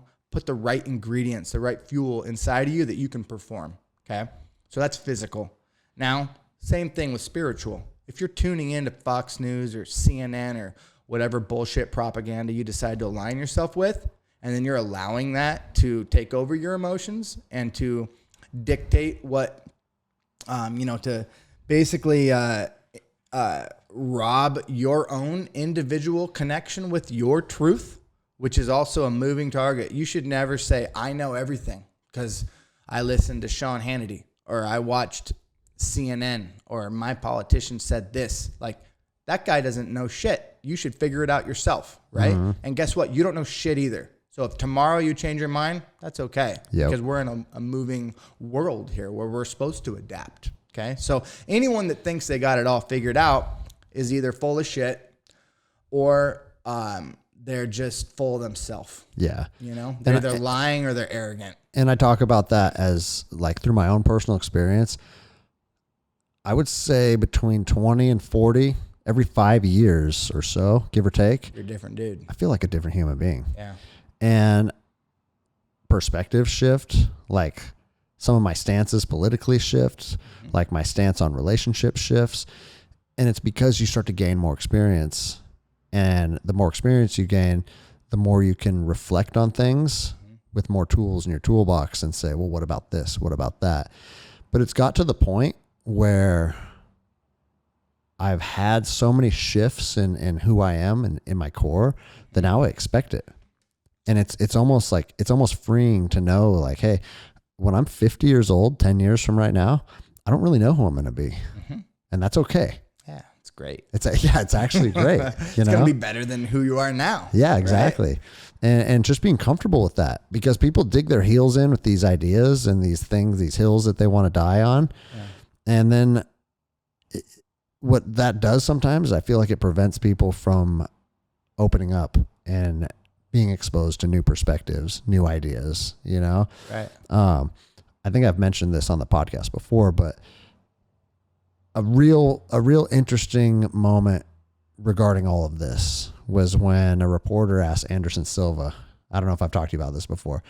They said, Anderson, a lot of people, just based on like your attire and how you talk, because, you know, he has a pretty high pitched voice. He said, a lot of people are wondering if you're homosexual.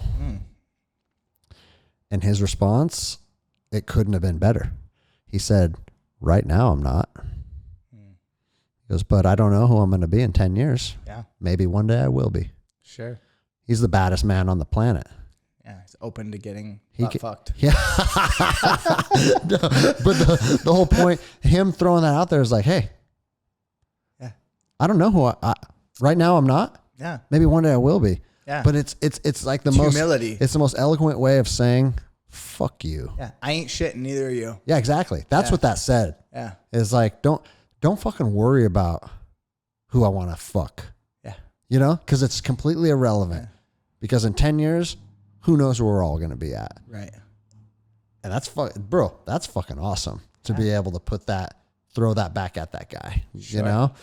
But so for instance, I'll tell the story that we were talking about before we pushed play. Was I was going through my daughter's phone earlier today, and she was on a group text with a bunch of her friends. And they were talking about a history teacher being a homophobe.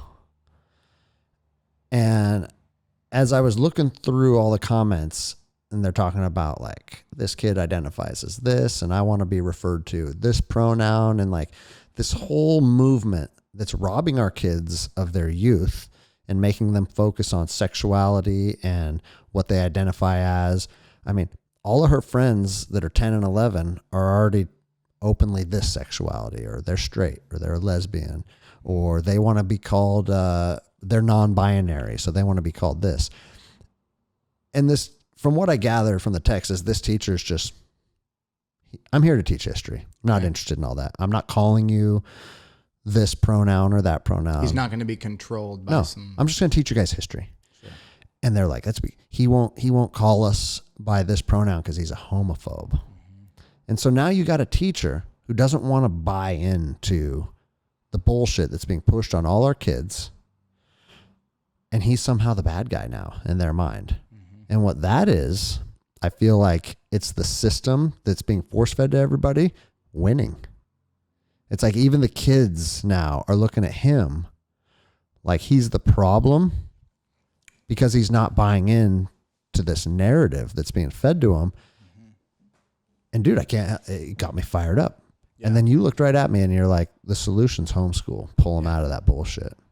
So there we are again. It's like, you're in control. I'm in control. Yeah.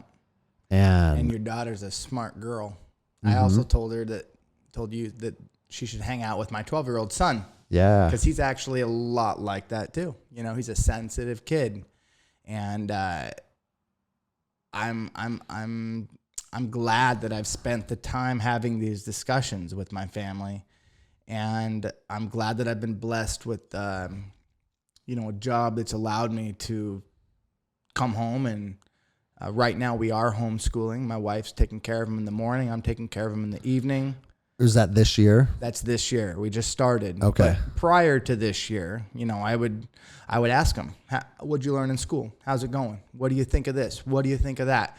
And, I'm just going to be critical of you, but I think that this discussion should have already happened. I think that kids, I don't think it's too late, but I think kids are so smart. What they are is they're more in tune with whatever that higher source is. They're less corrupt. They haven't seen as much crap as we have, right? So when it gets thrown in their face, if that's all they get, then that's what they're going to adapt to, and that's what they're going to believe. We're a tribe, human animals. We're gonna follow whatever everybody else does by nature, right? I think the controllers, the people that orchestrate our society and write these books and have are in charge of the schools and the medical system and all that kind of stuff. They understand all of this, and they know exactly what buttons to push and how to manipulate our children. And if you do what I was saying about just looking at something, like an emotion, you look at it. If you get a kid just to look at it and just ask them, like, I've never told my kids what to believe. I've never said, hey, you guys, this is stupid because of that, and this is how you should think, or these people are bad. They just talk to me. I say, what happened, and then when they start talking, I say, what do you think of that?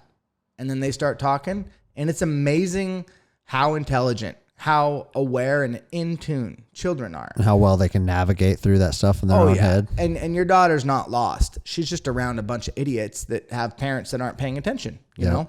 And if you were to you're upset, right? And this goes back to a lot of the conversations we've had about, all the problems that we have in society and how to handle it and whether or not you should fight it or love it, right? Well, it's your daughter. She's 11. You love her, right? That's what you do. And you listen to her. And if you position yourself against her, if you say your teacher, is great and your friends are all stupid and this is why, and she doesn't like that, I don't have daughters and I don't envy you. I got the easy way out with boys, right? Just different challenge for sure. The approach I've taken is just letting the kids look at the situation and then asking them questions, and they figure it out on their own, Yeah. And if you can just guide them through it and keep asking them questions. My kids are actually probably, I'm fairly center, a little right, and I think they're right of me, and I'm pulling them left usually, right? I'm not trying to push them one way or the other. They're usually, especially Lawson, my little one, he's like wanted to be Trump last year for Halloween, and I thought that shit was funny. So I'm like, yeah, hell yeah, I'd be Trump, but man, that wasn't cool at the Halloween party at school. I got a lot of pissed off teachers and parents at me.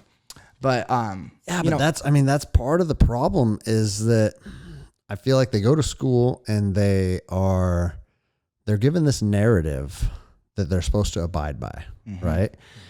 And it goes exactly against what you're saying about looking inward and being critical and trying to figure things out on your own. Right. It's like, so I just to inquire about these other things. I said, okay, if your school's telling, if your circle of friends is talking about having to choose if you're gay, straight, or non-binary at 11, I said, what do they tell you about your president? I'm just curious. Like, what's being told to you at school? Well, that he's a racist, he's a sexist, he's a homophobe. I said, okay, what's that rooted in though? Or is it just a narrative that's being pushed to 11-year-olds? And she couldn't give me any facts, And I said, okay, what about BLM? What's the narrative about the Black Lives Matter movement? She's like, well, that's a movement to stop racism. I said, okay, so if you can say Black Lives Matter and it's a movement to stop racism, we're going to go paint White Lives Matter on our garage. She's like, we can't do that, Dad. Are you crazy? Like, I said, okay, so do you already see in a matter of 10 seconds the hypocrisy that is being shown to you by these teachers and by your friends? Mm-hmm. I said, because what a real approach to kindness and anti-racism and anti-sexism is allowing people to choose what they want to be and what they want to do, and then respecting who people were born as and who people choose to be, but not putting focus on it 24/7. Because I feel like all the focus on it is what's causing the division. Mm-hmm. And so I told her, I said, listen, my biggest problem with what I'm discovering in your phone is not the fact that you could potentially be a lesbian someday. I said, I'm your dad. You're 11 and I'm always going to love you. And when you decide what direction you want to take your life sexually, then you can decide that. Mm-hmm. But the fact that there's a whole text message thread, and it had like 9 kids on it that are all 10 and 11 years old talking about this, what they're going to be. I said, that's the problem in itself. Mm-hmm. Because you don't have to choose who you want to be. Just be a kid. Don't put all the focus on that stuff. Don't be all wrapped up around that stuff. And it's almost like they're being pressured to fall into this narrative mm-hmm. of this movement. And it's has nothing to fucking do with what 11-year-olds should be focused on, you know? And like I told her, I said, when you reach a point where you determine what sexuality you want to pursue, it's not going to be like playing rock, paper, scissors, and you just have to figure it out. And whatever happens, happens. You're going to know. Mm-hmm. And because you're going to know, you don't have to allow it to consume you in your fucking youth. Mm-hmm. Like, dude, our kids are confronting things now emotionally that 10 years ago were fucking unheard of. Right.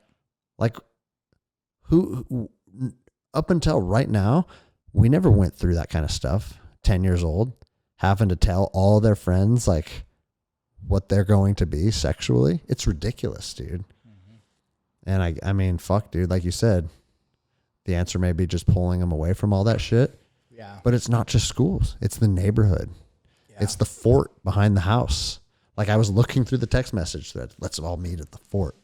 And they go to the fort and they discuss all the shit that's being spoon-fed through them, through the school system, through social media. And like, I don't allow my kids don't have a phone per se, right? We were worried about fighting Andy Johnson when we went to the fort. Seriously, dude. But like, so there's one house phone that they all share, you know? And the rule in my house, for anybody that hasn't heard this, is once you can run a sub 8-minute mile, you can have a phone. As like, your body needs to work before you get to lay in bed and stare at bullshit on the phone. That's good. And so, but at the same time, if the girls are out or they're overnight at a friend's house, I want them to be able to communicate with me. So we have a floating phone that goes between the 3 girls, depending on what they're doing, right? Mm-hmm. But even that, dude, they grab that and they fucking go hide. And then the text messages start. And it's shocking to see what 11-year-old girls are talking about, mm-hmm. you know? Yeah, that's tricky. I mean, I think it goes back to what we started talking about like 20 minutes ago with your circles. You know, you focus on yourself, you focus on your body, mm-hmm. and then you stretch that circle out to your family. Once you know you're a capable father and that you can physically do what your role is in the family, you focus on your family, you make sure they're right, you know? And for me, it goes out to my business. You know, for you, this podcast, your Jits Gym, you know? Yep. After that, if you've got a little left over, if your cup's still overflowing, if your body's good, you're mentally straight, your family's healthy, your Jits Gym is great, you know, my business is awesome, then we can start talking about helping some other people. But most people don't even get to the point where their body is under control, and most families are screwed up, and you know the parents fight and the kids aren't aligned and they don't know what's going on. So pretending like you're going to go save the world, whether you're marching or you're on some Christian fellowship to another country to help people or whatever you're pretending to do to be a good person, get your own shit straight first. Make your body good. Make your family good. Only after your whole network inside of you is dialed in, can you grow your circle of influence, right?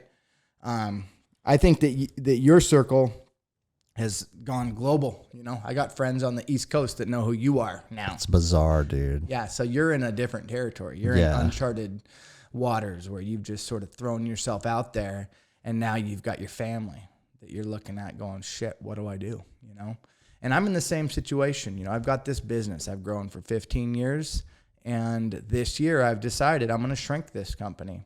I'm going to take my family out of school. I'm going to homeschool. I'm going to probably travel for a while. If it doesn't get better, if I still feel like, you know, for you got a fort next door with a bunch of little 10 and 11-year-old chicks that are talking about being lesbians or whatever. For me, you know, I feel just the pressure of being in Washington State and Jay Inslee telling me that it's my job to make people put masks on when they come on my private property, right? Yeah. If I feel like this ain't jiving with my circle, if I'm getting thrown off, I'm out of here, you know? I'm prepping to move to Utah or Idaho if I have to. Yeah. I don't want to. This is my home. All I ever wanted to do was stay here and grow my roots deeper and deeper. But am I going to let go of my inner circle and allow my family to be in a polluted environment that I don't trust, that isn't cohesive with my values? No, I'll take them and I'll leave and I'll start over somewhere else, right? So yeah, that's the first thing I said is get your kids out of that school because that's pollution. CNN, Fox News, all that shit, it's pollution coming into our minds. And people's thoughts are being corrupted. And the organizing forces above all of this, they know what's going on. They know that this is beyond just the surface information. There is a spiritual element. You know, they understand words. They know what it means when you can take a child and corrupt their view of biology, corrupt their view of a family unit, corrupt their view of God's gift to co-create with a man and a woman. Mm-hmm. That doesn't make it better. If you're gay, if you're lesbian, go for it.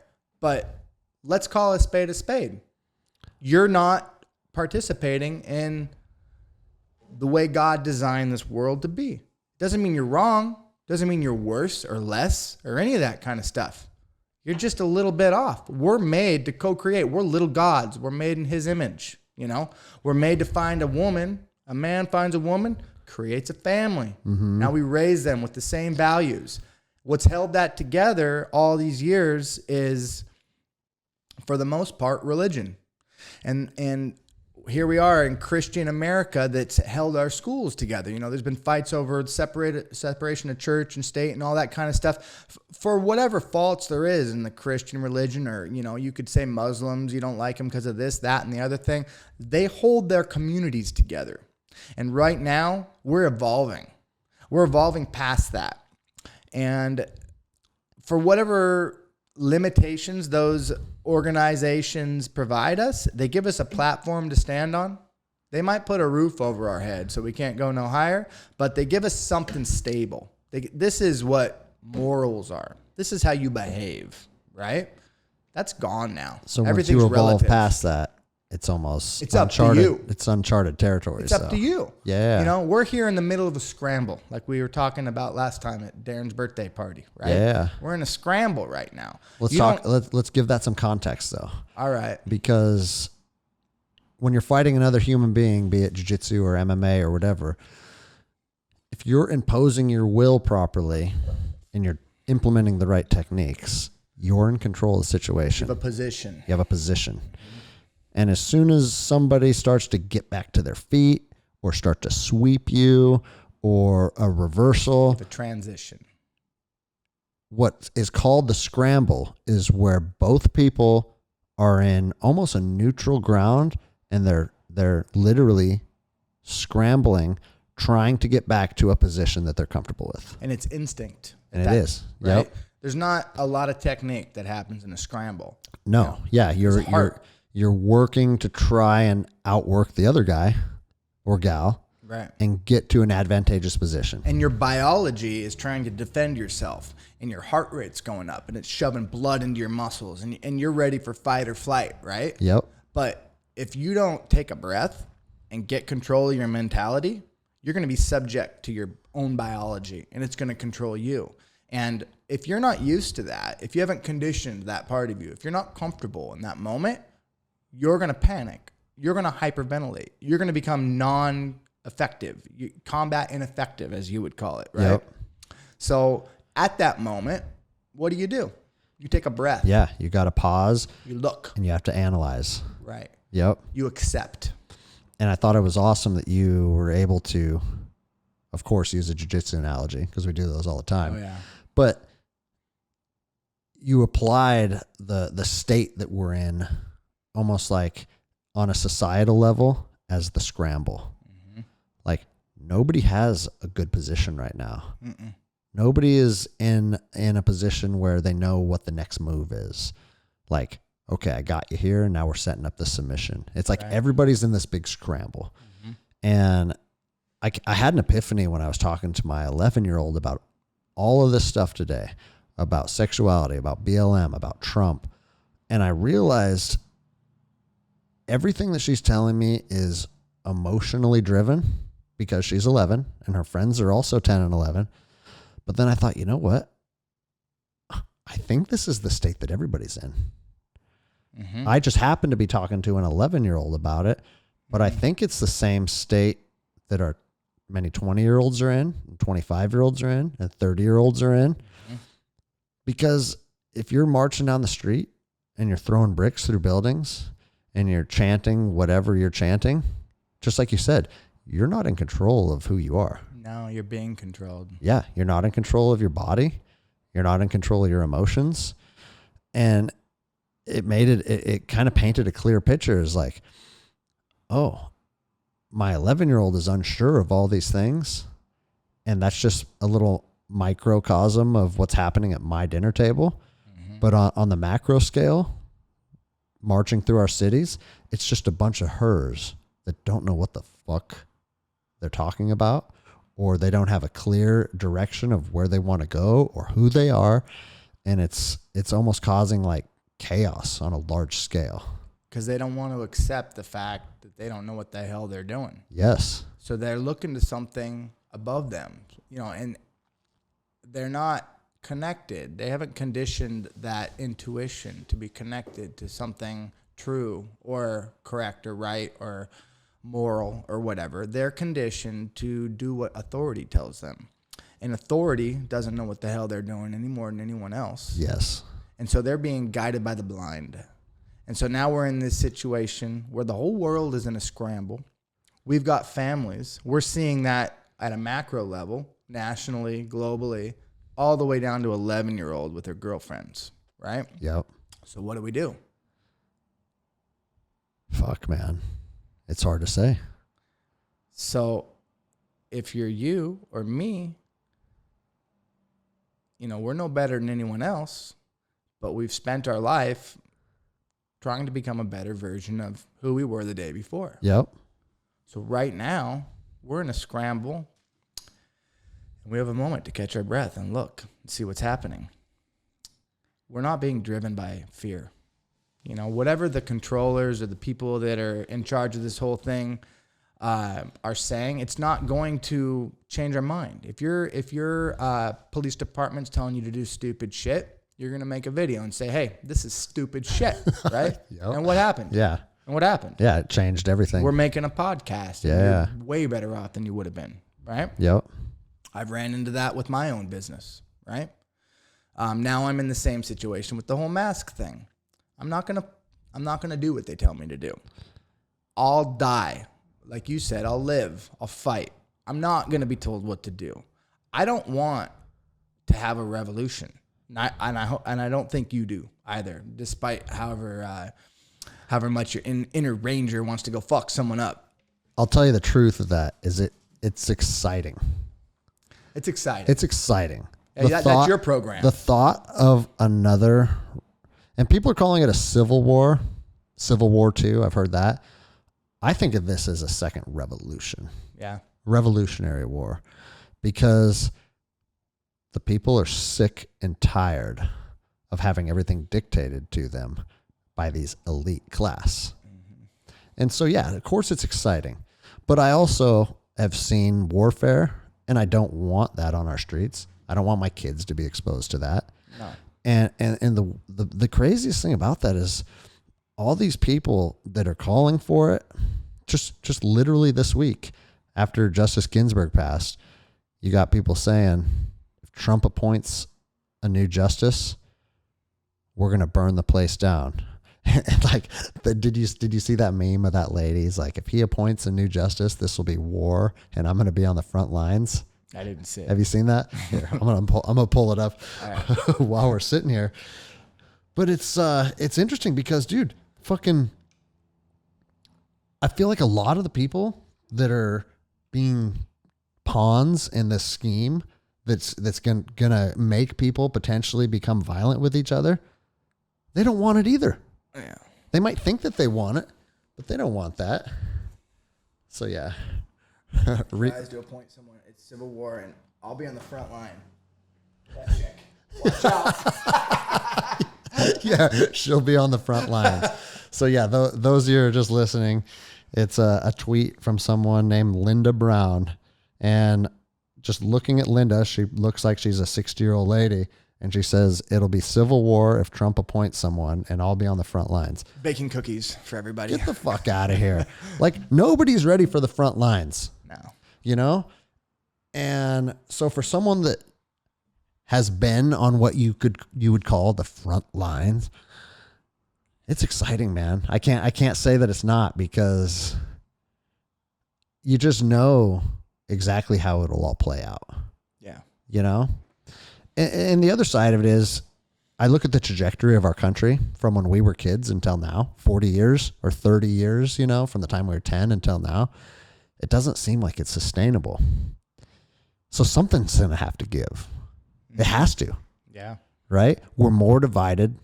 The politicians are becoming more of an elite class. They're not serving the people anymore. They're serving themselves. And that's not even up for that's not even up for discussion. I think everybody would agree with that. Yeah. You can go in to an appointed position that you win through an election. Like, I think Obama was worth like a net worth of like 1.5 million or something when he went into office. And now he's worth 40 millions or whatever it is, you know? Yeah.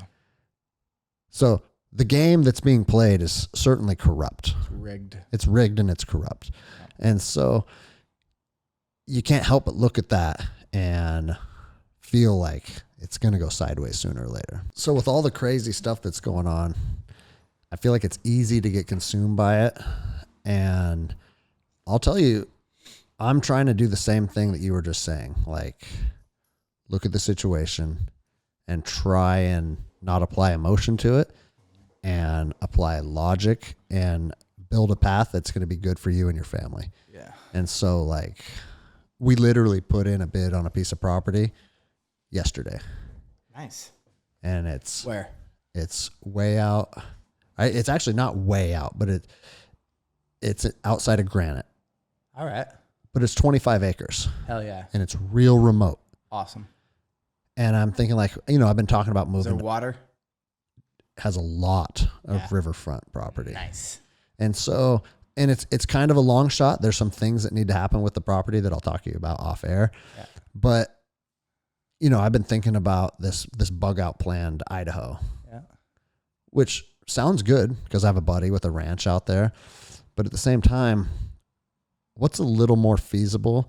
What's something that I can work on and stay local and keep the business going, keep my gym going, and keep my kids on the same trajectory that they're on, or maybe I change it a little bit with homeschooling or a co-op or whatever we decide to do.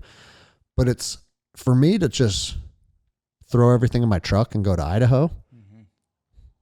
That's going to fuck a lot of things up.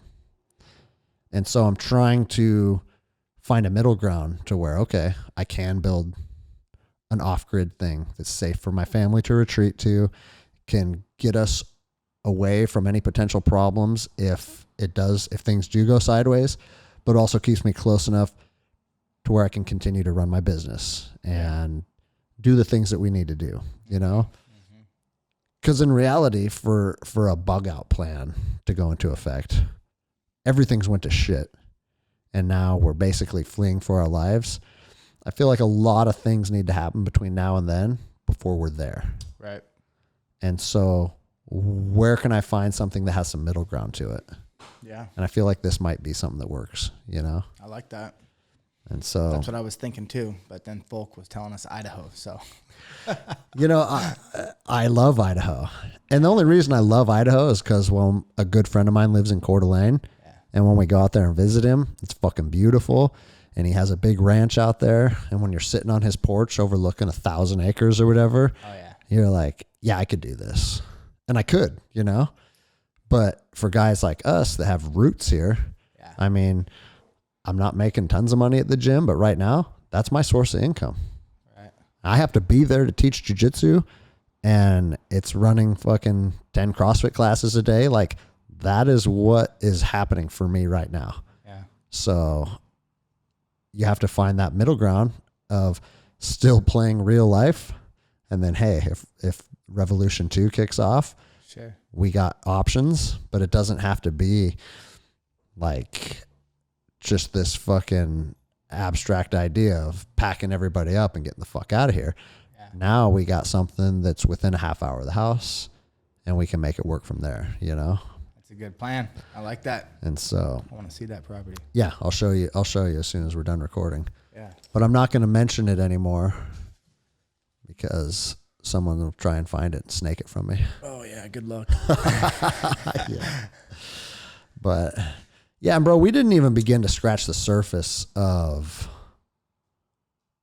a lot of your ideas and the way that you like kind of conduct yourself and your spirituality. Mm-hmm. You know, a lot of people are hearing you say God and are probably almost have a misconception of what you're talking about because you were raised Christian. Yeah.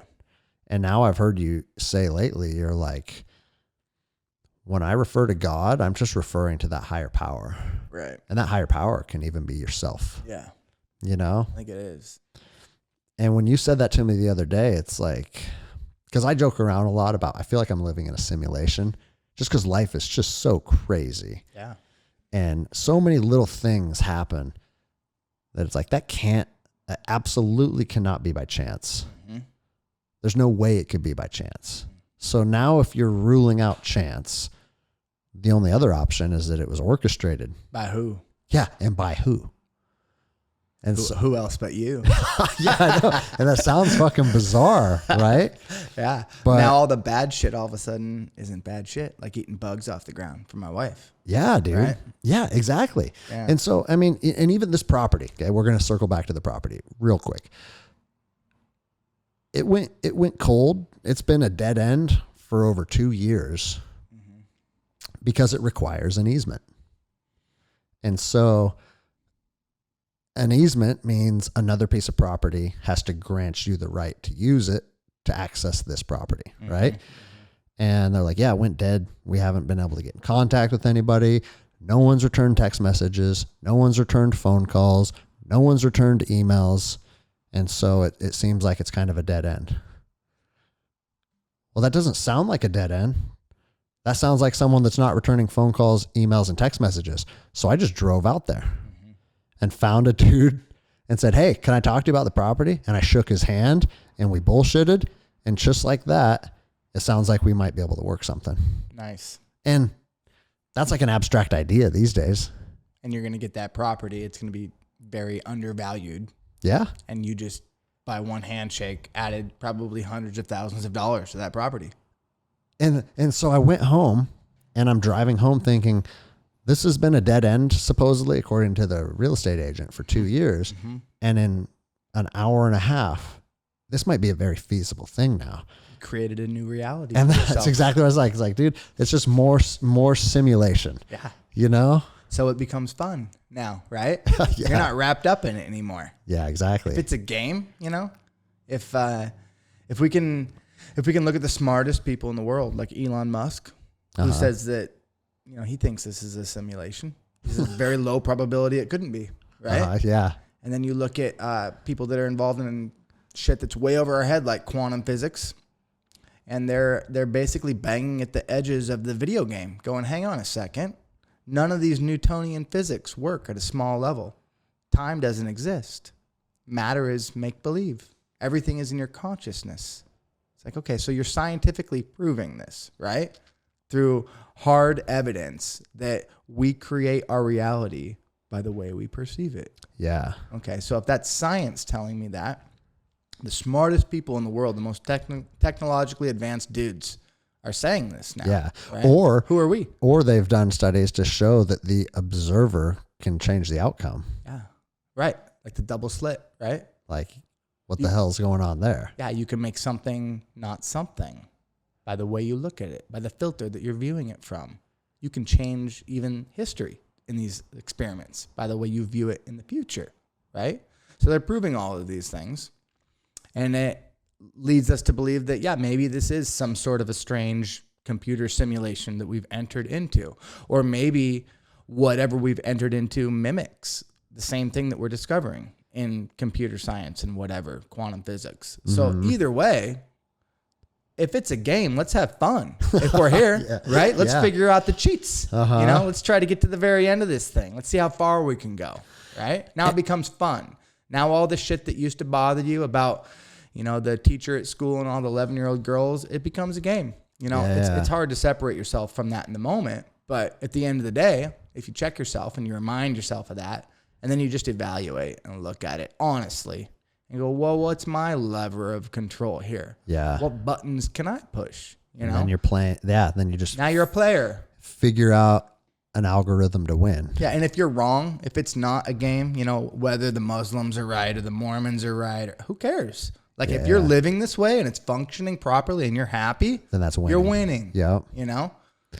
And it's interesting how all of these new, almost like, I mean, that's an abstract idea. That's a new age idea. Yeah. You're living in a simulation. Sure. But as I get older and I try and understand that, you know, like that quote is true wisdom is acknowledging you know nothing. Mm-hmm.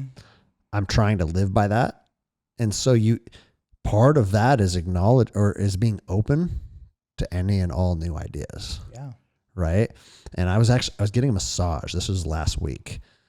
And the therapist, dude, I had some psoas work done because my hips were all bound up. Brutal. And she looks at me and she goes, I think you were stabbed here in a previous life. It's probably what killed you in your last life.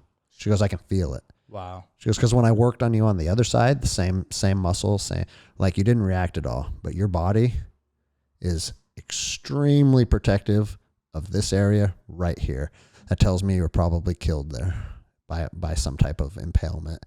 And I'm like, you know, if she'd said that, if I'd heard someone say that to me, just nonchalantly, just giving me a massage, Sure. I would have thought she was on drugs. Yeah. Be like, who is this crazy fucking bitch Right. saying that I got killed here in a previous life? But maybe. But dude, the new Greg, or as you refer to yourself as astral Stefan and Astral Stefan, like, I thought it was interesting. I was like, that's kind of bizarre. Yeah. Curious. Right. I wonder why she said that. So I wonder if there's any validity to that. Right. You know? And it's almost refreshing to just almost feel like a kid again. Yeah. Just be open to learning and open to perspective. Right. You know? And you know, we were texting and I said, what are we going to talk about? You said spiritual fitness, whatever, you know, giving less fucks, right? Yes. So I said, okay, spiritual fitness and giving less fucks, right? Yeah. So what's the path, right? You can get stuck in like a apathetic mindset where you give less fucks because who cares? Because, you know, the world's against you and it's all stupid anyways. Or maybe you figured out the double slit experiment and that reality's fake and time doesn't exist and matter's just a bunch of atoms that aren't even connected and that's what you're calling yourself. So this is stupid, you know? Or you can be like, actually, like, I just kind of accept all of this. Yeah. And now I'm curious about all, like, whether or not I got stabbed in a past life or whatever. And you start giving less fucks on the other side of the coin, you know? For sure. No, I know exactly what you're saying. And when I said that about giving less fucks is because I don't mean having less concern about you or your future or your family or what's important to you. I mean, when I say giving less fucks, it's unplugging from everything that pulls you in a negative direction. Right. And it's a positive way of giving less fucks. It's a positive way of giving less fucks, dude. And you can jump over there. Yeah. You know? Because it's just so easy to be consumed by the negativity that you can't control. And I feel like as soon as you can say, you know what, I'm not going to allow that to affect me, it's almost like you can breathe again. So that right there, I think, is what enlightenment is. And I think you can go the new age route and you can say, well, I'm letting go of my ego. You know, I'm detaching from what my definition of who I am is here, right? Or you can go the Christian route and say, I'm giving it all to Jesus. All this negativity, he came down here, he died on the cross for my sins and showed me how to live, and now I'm going to do it that way. But it's all one big ball of yarn, and it's all the way you perceive it, just like the double slit experiment. And if you choose to perceive it in a negative way, that's your choice. That's your karma, you know? Are you schooled up enough on the double slit experiment to give like a Cliff Notes version of it? All right. Just because you've referenced it a couple times if people aren't familiar with it. So double slit, no, I'm not really a physicist, but I've watched a few videos on YouTube, so I'll give it a go. Yeah. Or you can give a hard pass. Tell them to Google it if you want to. I'll try. Okay. I'll try. So these scientists, quantum physicists, have studied photons. And the way that they view these photons, they're able to see them as either a particle, which has mass and is something tangible, or a wave, which is just in the air. It's like part of the ether, non-existent, doesn't have mass, right? So they can see one photon through one lens as being something, and through another lens as basically being nothing, tangible, depending on how they view it. I don't know how they view it. I just know that they're capable of doing that. Now, if they take these photons and they shoot them through this double slit, like a piece of paper with two slits in it, and they shoot a photon through it. If it's a particle, it leaves a splat image, right? So you see little dots of matter that hit the edge of it, and then some of it go through the slits, but the image around the slits is a splat. If it's a wave, it just goes right through. It goes through and it leaves a wave pattern, right? So now, depending on which lens they view this experiment from, will determine whether or not the paper has a vibratory wave pattern left on it or a splat pattern from matter, right? So right there, that proves that the way they see it actually changes reality on the paper or whatever substance that they pull out, that they put the slits in. Yeah. It's going to have an image of whether or not it's something or nothing, depending on how they view it. But the real tricky part is they'll take the camera, the lens, and they'll move it past the slits. And they'll shoot the photons at the slits. And depending on how they see it after it goes through, as a particle or a wave, will then change how history. It went through. It'll change the past of what had happened prior to them even seeing it. So it not only proves that the viewer of the experiment changes the outcome, it can change the viewer history of it. It can change the past, the way you see it, right? So this is like one experiment with quantum physics that just shows you, you know, all this is bullshit. Like everything that we've learned is fake. And there's right? people out there that can wrap their minds around that. There's people that can wrap their mind. And then there's guys like us that can just go, wow, I'm glad there's smart people that figure this out, right? I'm glad there's a YouTube video to break this down for me. And then we have Stefan's rendition of it, which is even more bullshit. Hopefully better. At the end of the day, though, you watch these, you learn about all this, whether it's the double slit experiment or some new age enlightenment, or you become Christian or whatever, you get to a point where you're enlightened, right? And you're like, okay, now I know. Everything's fake. This isn't real. I'm Elon Musk and this is a simulation. We're just playing a game, whatever. And now you want to tell everyone, because you look around and you're like, God, look at all these people that are brainwashed. They're walking around like they really think this is real. And I got to figure it out. I got to tell them, right? Yeah. And they're just like, shut the fuck up, dude. Leave me alone. I'm living my life. I'm not there yet. Like, now you're crazy, right? Now you're a crazy person trying to yell at everybody about how they're crazy. So the real thing is, it's like being in a movie theater, right? And you turn around and you see that all this is a bunch of films going through a light that's projecting onto a screen. And you want everyone there to know, this isn't even real, dude. Like, this is just in the back. There's this thing spinning around with a light behind it, and all you guys are captivated. You stand up and you point to it and like, hey, look, guys. Right. This is all fake. And they're like, yeah, we came here to watch this, though, bro. Like, what? This is where everything is happening right now, and all you're doing is acting like you're smarter than everybody, yelling about how all this shit's fake in the background. So instead of turning around, just watch the damn movie and looking at the projector, enjoy the moment. They're gonna say, sit down and shut the fuck up. Right, you loser, you're crazy, Yeah. Dude. Yeah, you and your analogies. I love your analogies, dude. I mean, that's the truth of why I even had you on here. I was hoping you'd drop a couple analogies that are gold, and I dig that one. Thanks. But dude, that's a funny thing about people. And bro, I mean, how many times have we referenced jujitsu? So we're as guilty as anyone. But if you figure something out that you're like, yes, that fucking works. I like that. That feels good. Mm-hmm. That's benefited me. That's benefited my family.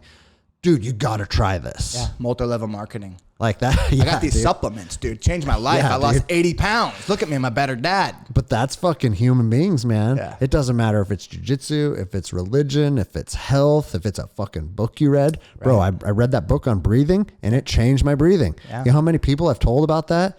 Dude, don't give a shit. You have to check this book out, you know? Like, I already know how to breathe. Yeah, I know. You learned how to breathe at 18, which is... No, I mean those people. Oh, yeah. But no, you're right, dude. They look at you like...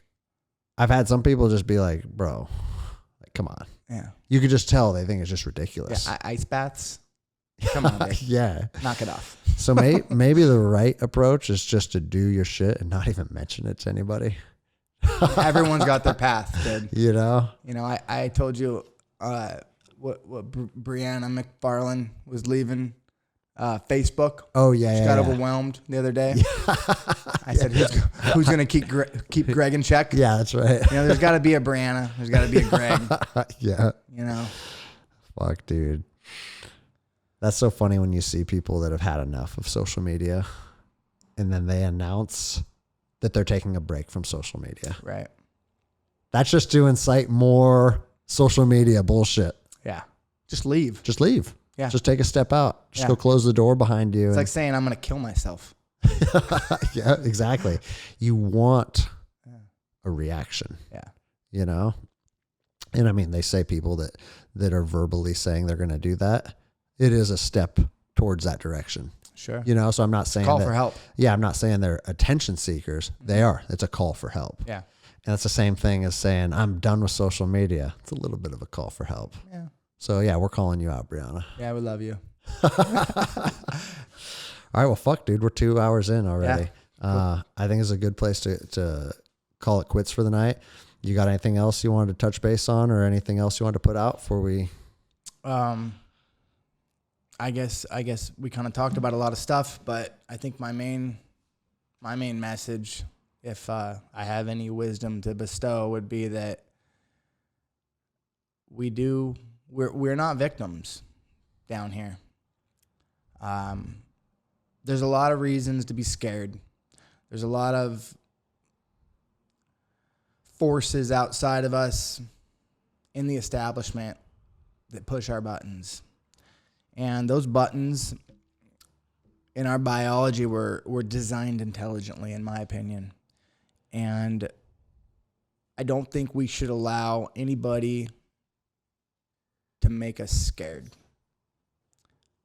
I think that if you're scared, you should look into yourself and say, why? What makes me scared right now? And uncover that deep-seated part of you hiding in the shadows and look at it.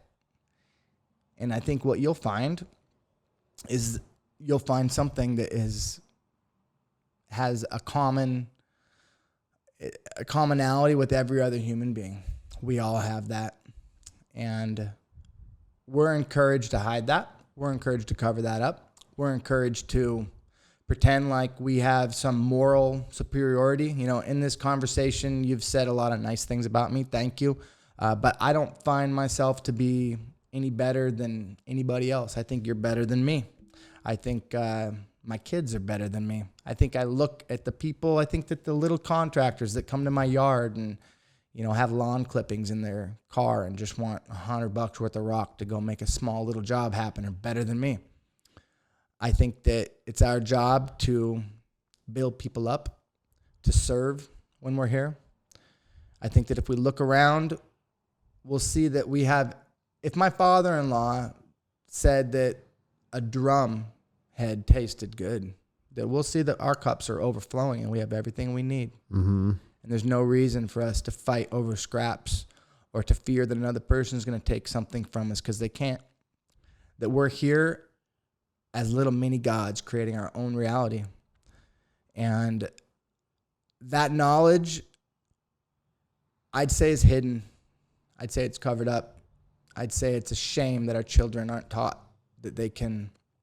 There's a difference between being told that you can do anything and being told that, you know, like, because I'm not going to be in the NBA. I'm not going to be the president of the United States. But I can be the best version of me. And that can be just as good as anybody else. And I'm not talking in first person. I'm talking in third person. Everybody should feel this way. Everybody should feel like they can be the best version of who they are. And I think that if we have that faith and we look for the best in each other, that we'll vibrate at a frequency that finds harmony with the people that are worthy. And worthy isn't something that I measure. It's something that I seek, that I look for. And I think we all should do that. And I think if we did that, that we could all change our world. And I think you've done that. I think this is, you know, this business here is my version of changing the world. And this podcast is your version of changing the world.